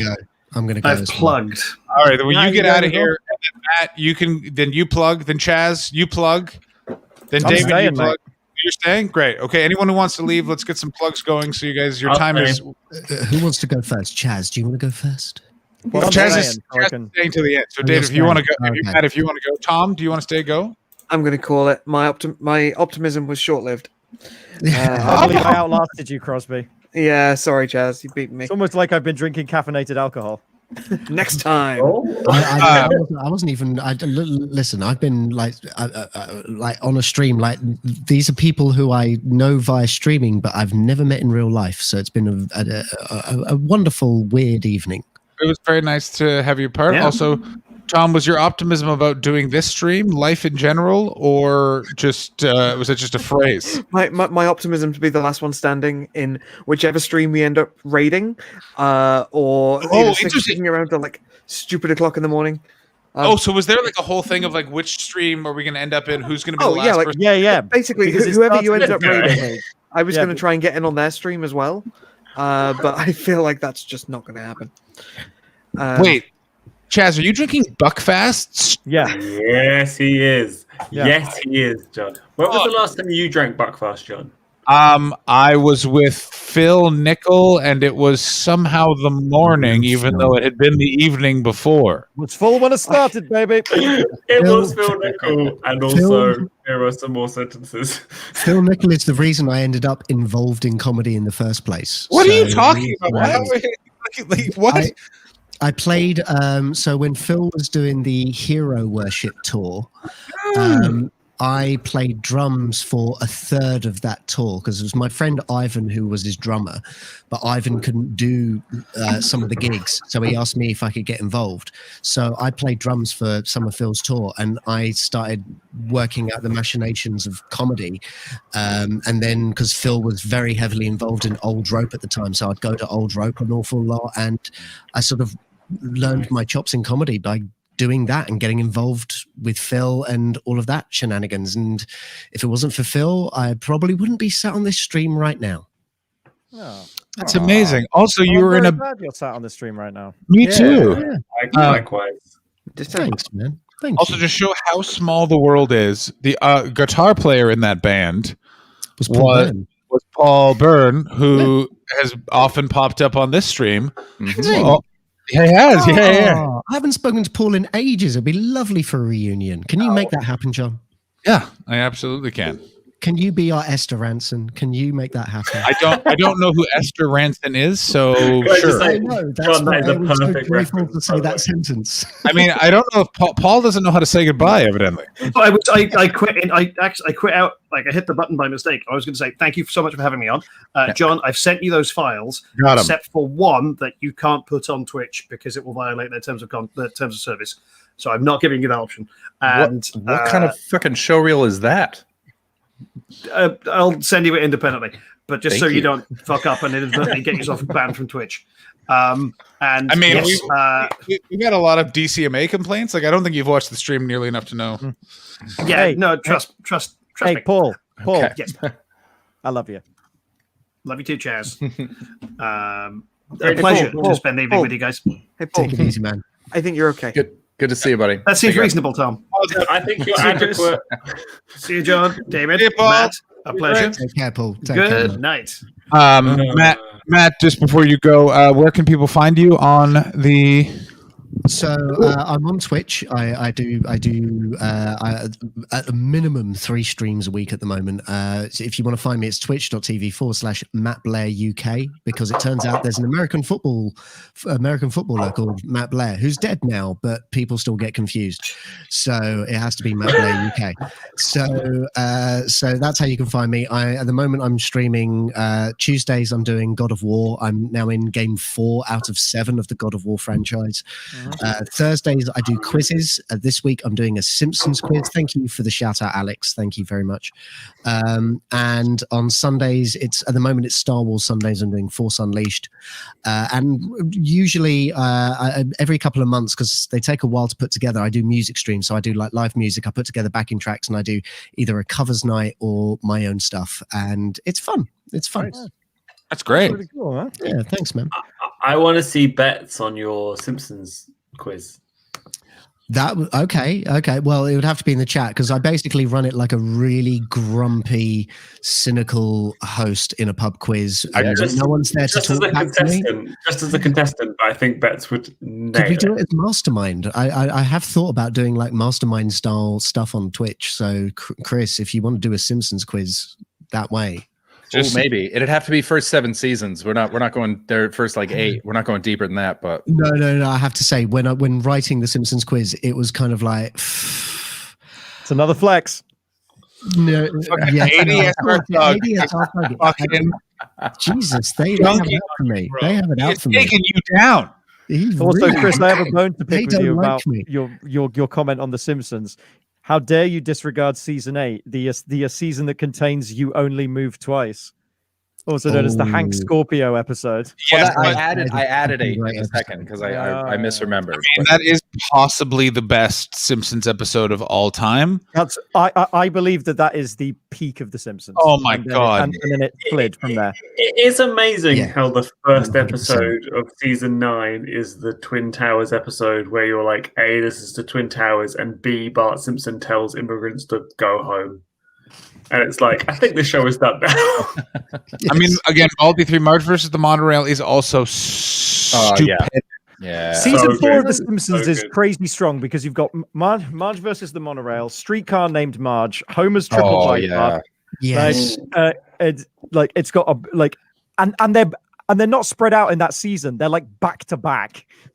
Did you I know mean, like Simpsons season did 1, actually- the first few episodes are legendary. Oh, You've they got are. like Yeah, it's so good. Did you know Jebediah that- Springfield's head is one of the But first The Simpsons episodes. actually had a massive impact on the monorail industry. Like, it was actually a growing industry until The Simpsons, and then it almost became like every company that did monorail nearly became bankrupt because of The Simpsons alone. They full on asked The Simpsons makers to apologize because they damaged the industry so badly. Yeah, this is so true. So the script went out. They wanted George Takei because, I was about to say the story because George Takei, they thought was a funnier Star Wars or Star Trek person to get. How dare you, sir? He was. How dare you? Who gives a fuck? On Twitch.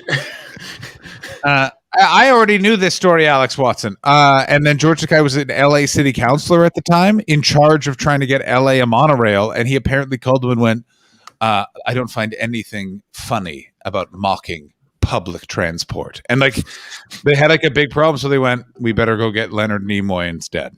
Wow. And that's just for the joke at the end where he haven't I? Yeah, where he beamed away. Does anybody want to switch seats? All right, so Matt Blair UK, thank you so much for joining us on the giant pub crawl, and thank you for making us your last chance saloon, boys. See you later, man. Much obliged. And then Tom, now that Chris is back, we'll call it. Tom, before you go, plug. Oh, yeah, I stream every day from 3 till 5 p.m. UK time. Because I'm a masochist and I don't need free time. And I don't need any more people to come and watch because I solve Rubik's Cubes while the viewers torture me. And there's enough of that already. It is vaguely more entertaining than it sounds. But yeah, I'm at Performing Nerd, and Alex, Queen of the Mods, Prime Modester, looks after me as well. And She is the mod. She is the mod. She is. Anyone? Quadrophenia? All right, we'll go fuck yourselves. Tom appeared on our show and just built Kermit out of Rubik's Cube. Oh, yeah, and immediately earned my respect straight away. Oh, so Tom, I have so much love for Tom. Tom made me out of Rubik's Cubes, like a picture of me out of Rubik's Cubes for the Life Day stream. Well, now I'm offended. Let me dig out the pictures, actually. So, Chaz pose. You fucks are shoot, still where's going. Where's the thing gone? I can't find the picture of It was Chaz. one of these. It's a very stand-up comedy promo shot where I've got my head on my hand and I've got like an eyebrow cocked. Eyebrow I'm cocked. also in the private chat. I will post you a link to. If we're doing embarrassing videos from the past, that is my like nuclear codes. Oh, okay. There's still a love honey one in the chat if you want it. Oh, wow. Wow. Way to go. Chaz made from 100 Rubik's Cubes. That's crazy. And yesterday on 100? stream, yeah, each one of these is 100. There's Iron Man for the Marvel nerds. Nice. And most recently, slightly harder to see, but the death scene from Among Us. Yes. Although, yeah, that one doesn't show up quite as well on camera of a phone. But yeah, it's a lot of fun. So yeah, that's what I do. Come along, hang out 3 to 5 every day, and watch me being tormented by Alex, among others. Yeah. Well, Tom, you're great. Thank you so much for popping in. Oh, thank you for having me. I've thanks, been Tom. a passive observer and enjoyed every second. Thank you for that. She is the mod. Yeah. Okay, great Quadrophenia reference. So Chaz or David, who wants to plug? See ya. See you, Tom. Oh, you kicking us off? Yeah, we've done It's 2 hours. 3 in the morning. Yeah, it's 3 in the morning. Chris has to go to bed. Fair enough. Chaz, do you want to plug or Dave? Do you want to plug? Chaz, you plug in because David's birthday. He can plug last. You can plug last. That makes total sense. Yeah. So I stream on Twitch, twitch.tv/Chaz Redhead. It's a little bit different this week. Usually I stream every Wednesday evening at 7:30. Something called La Théâtre de Phoenix, which is a team of actors and comedians reading through the Phoenix Wright Ace Attorney trilogy. We're not doing that this week because in collaboration with the OSO Art Center in Barnes, I am doing a live stream from a theater. I'm doing comedy in a theater again on Wednesday. Nice. Live streamed from a theater is the stream I typically do Sunday evenings with Luke Rollison called the Cardboard News Network. So it's all like homemade, silly, vaguely topical stuff. So please do get a ticket for that. Thursday afternoons, 1 p.m. is Fitness Thursday, so play through Ring Fit Adventure. Saturday evenings, 8 p.m. is game night. I do Fall Guys, then I do Dead by Daylight. And then Sunday afternoons is Superhero Sundays. We are currently playing through Lego Marvel Superheroes 2. And all of that is possible. All of that is available to see on my Twitch channel. A big thank you to everyone who tuned in for Life Day. We haven't done a final total yet, like a graphic, but thanks to you, we raised £3,210 for That's amazing. Mind and Calm, which is dope. So there'll be a final graphic we're putting up for that. And other than that, yeah, just give me a follow. I'd appreciate it. And I may be dropping a podcast as soon as I finish editing it. So keep an eye out for that. This was really of Life Day. No. Of it's like an original writing thing that I'm doing. But thank you so much for having me on. I've been wanting to pop on for ages, and this chaos was such a great outlet for it. You're both so fun, and also stupendous human beings. Great job also for Alex for springing it on us. It was a fun and nice way for me to be able to, take a phone call from the unemployment department and also slowly get a throbbing arm from the COVID vaccine, which, by the way, is it in the same arm? No, I made them give it into the other arm because I had a fear that they would accidentally inject it into the metal, and then I don't want to get into it. Do you ever have those moments where you're like, this isn't medical science, but I know what to do? Alex says, Charles, can you please give John, Chris, and David compliments? There's no time for sincere compliments. We're getting off the stream. We're doing we're plugging then rating. David Hoare, you were second to last. Thanks for coming on, Chaz. It was great to see you. Don't want to increase my pleasure, lads. Good night. From COVID. Cheers, Chaz. David Hoare, plugs. I don't know what you're allowed to talk about that you do or not, or what you're supposed to plug. Well, okay, yeah. So for me, at David Horlow, I don't know if I know. I can change my name. At David Horlow on Twitch, I do streams from 10 till 12 every morning UK time, and then on Fridays I do. So that's Monday to Thursday, and then Fridays I do ambient Lego, where I build Lego, listen to ambient music, and I have a lava lamp. I have this lava lamp which has been going the entire time running, and it's just very, very I basically channel my inner Bob Ross. But yeah, tomorrow morning, if any of you are awake at 10 a.m, which I barely will be now, I will be. I nearly invited you, Chris, and I thought you're going to be asleep. Yep. Yeah, after Midnight Mondays, especially this Midnight Monday got right out of hand. Both of you, I was like, it'd be cool to get. No, they won't. I'm going to be on the morning. It'll be 10 a.m. GMT, so it will be like minus a million o'clock for you. Try. What's happening? I'm going to be playing Jackbox games and stuff. I've got a few comedians coming along, which should be fun. And streamers and stuff. Oh, it's 3 a.m. I'm like, maybe what? Oh, yeah, dude, 3 a.m. Good. Happy birthday. Here's my plug.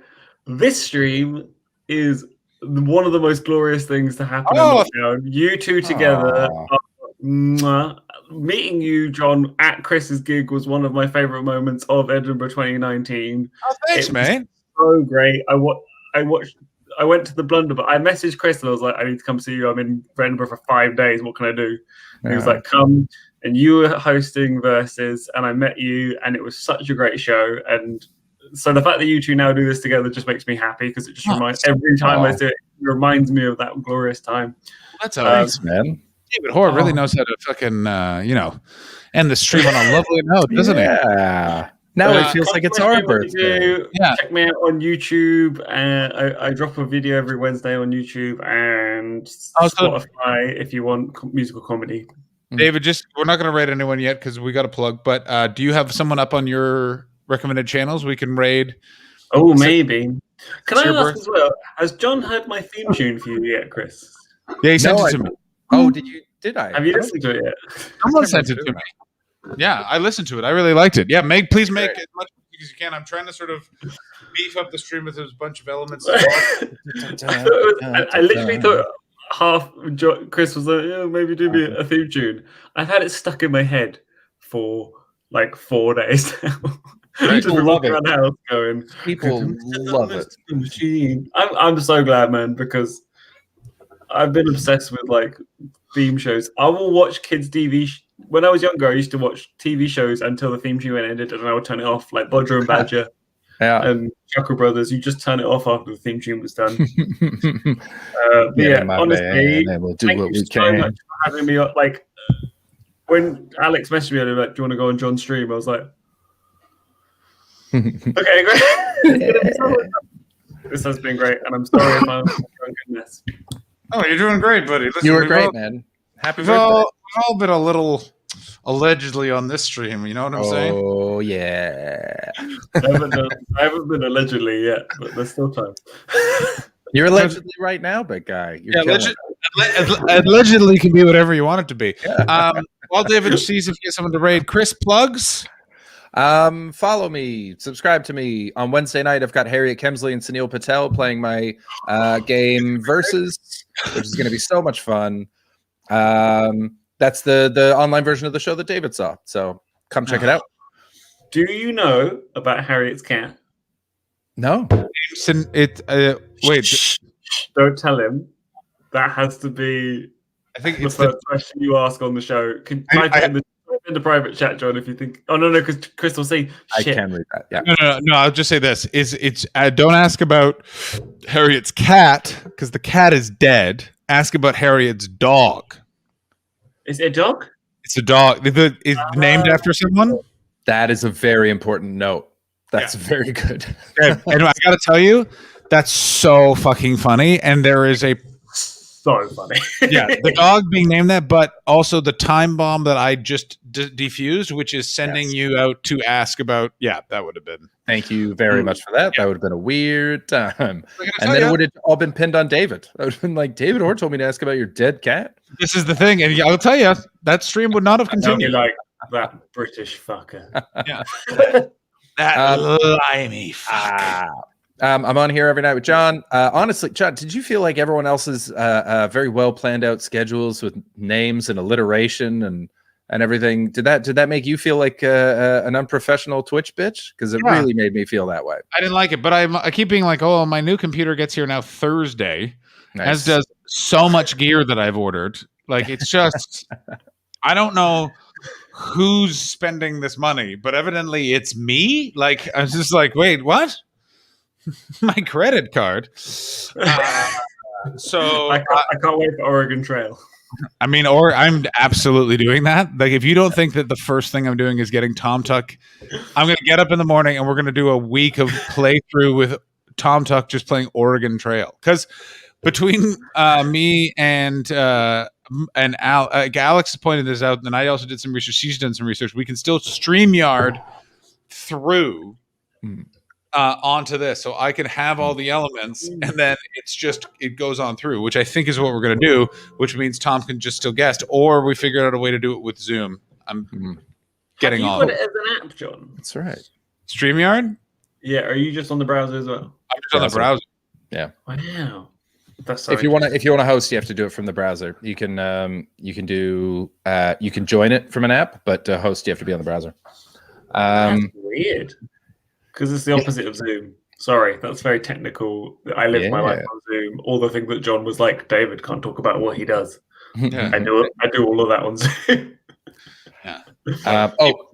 Baldy pointed out, I forgot I do have one thing. I do the Mystifer machine, where I solve small mysteries on the internet. Like, why do forks have 4 tines? And soup-based, I assume. We found out there were bioluminescent sharks the other week. So come on down. That's very good. I actually tried to 2:30 p.m. OBS and stream elements. Alex just kept crashing, mostly because of my computer. So that's why we have a new computer. I want to get this all done. Because I also don't want to go with the leg. I want to get the setup going. I want to go. Do either of you two have Lego? No. I wish. I would love to have Lego. One day when I'm mature enough. If I get Lego in the next couple of months, please come on my stream when I do Lego. But in the meantime, obviously, of course, don't come on. I prefer tutoring students like Chris. Well, tough toenails, Alex. My plugs, my podcast, The Rest of You, is available wherever good podcasts are sold. My Discord is available in the chat. Pop on in, join the Hummus Chubs. Please follow and subscribe. I just spent I've spent literally more than thousands of dollars on this stream. So please subscribe. I really need the money now. Alex did. I mean, Baldy, I think, just won Governor General of the stream with that absolutely hilarious fucking thing. Governor General Baldy. I mean, this doesn't have anything to do with it, but that did help. That does help, yeah. So yes, please do all of that. I've just noticed that Alex's picture is Team Bets. Yeah. I'm wearing this hat in it as well. As is Baldy's. No, they change their pictures every day, and their avatar game is spot on. So good. I've seen So the one good. of you passed out in your 20s, and I was like, Yeah. "Is that Alex? I thought Alex was a lady." Okay, Alex is a lady. no. But it was a picture of you passed out, and I was like, "Okay, fine." Anything can be an avatar, baby. What was I going to say? Who do you want to raid? I've literally got you two and Jordan. I've also got Jordan. Someone suggested Comedy Hub in the chat, which is right now just Judah Friedlander talking into the stream. So let's go. Yeah, that sounds good. Sounds good. All right, we are raiding, and the raid message is "Happy Birthday, David." It's happy birthday. David. Raid message. Happy birthday, David. They paused. Oh shit. I want to tell you a thing, but it involves the people that we've both worked with together. That it's too much of it. Hang on, I think that they're gone now. Oh wait, are they paused? Hang on 1 second. I'm fucking checking this in. Thanks for watching, everybody. Make sure you wish David a happy birthday before we go. It's his birthday. Thanks, 32, which blows my mind, by the way. For some reason in my head, you were 26. I don't know why. Dude, my hairline is combating it slowly, but my face is like. I mean, they're coming back, so we're gonna raid Comedy Hub. We're raiding Comedy Hub, I think is what it's called. So Thank you, happy birthday, David. I appreciate it so much. Yeah. Thanks for coming on, man. This is great. Yeah. A very happy birthday, David. Everyone I had loved it. Yes. Do you if have you'll have me back, I'll definitely come back. But if I talk too much about Raw, then that's enough. I mean, if anything, the stream should just be called Roar now. Yeah, I feel like we're gradually pivoting to that. Roar. I love that none of the plot is in the fucking trailer for that movie. I mean, it's Dude, that's what I mean. It's much more of a softer film than you think it is in plot terms, and then they just lob lions on top of it. I got that from the quotes. We good to go? Yeah, I've already rated. Have you already rated? Oh, nope, totally forgot. I'll raid right now.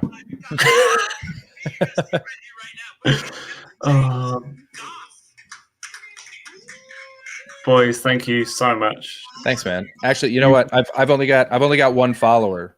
Is it okay? One person viewing right now. Is it okay to raid with one person, or is that do whatever you want? It does good things for your algorithm anyway. Thank you to whoever's watching. I appreciate it. Everyone Honestly, bed. I can't even believe it. I literally 3 hours ago thought I was about to go to sleep. So this has been so much fun. I mean, so far we're also taking over the chat of Comedy Hub. That's our nature, man. Our people are chatty. They are chatty. Have you rated? I'm just typing it in right now. My computer is very old and very slow. Oh, okay. Hilariously, Baldy just wrote, hello. Hey, guys. After show party.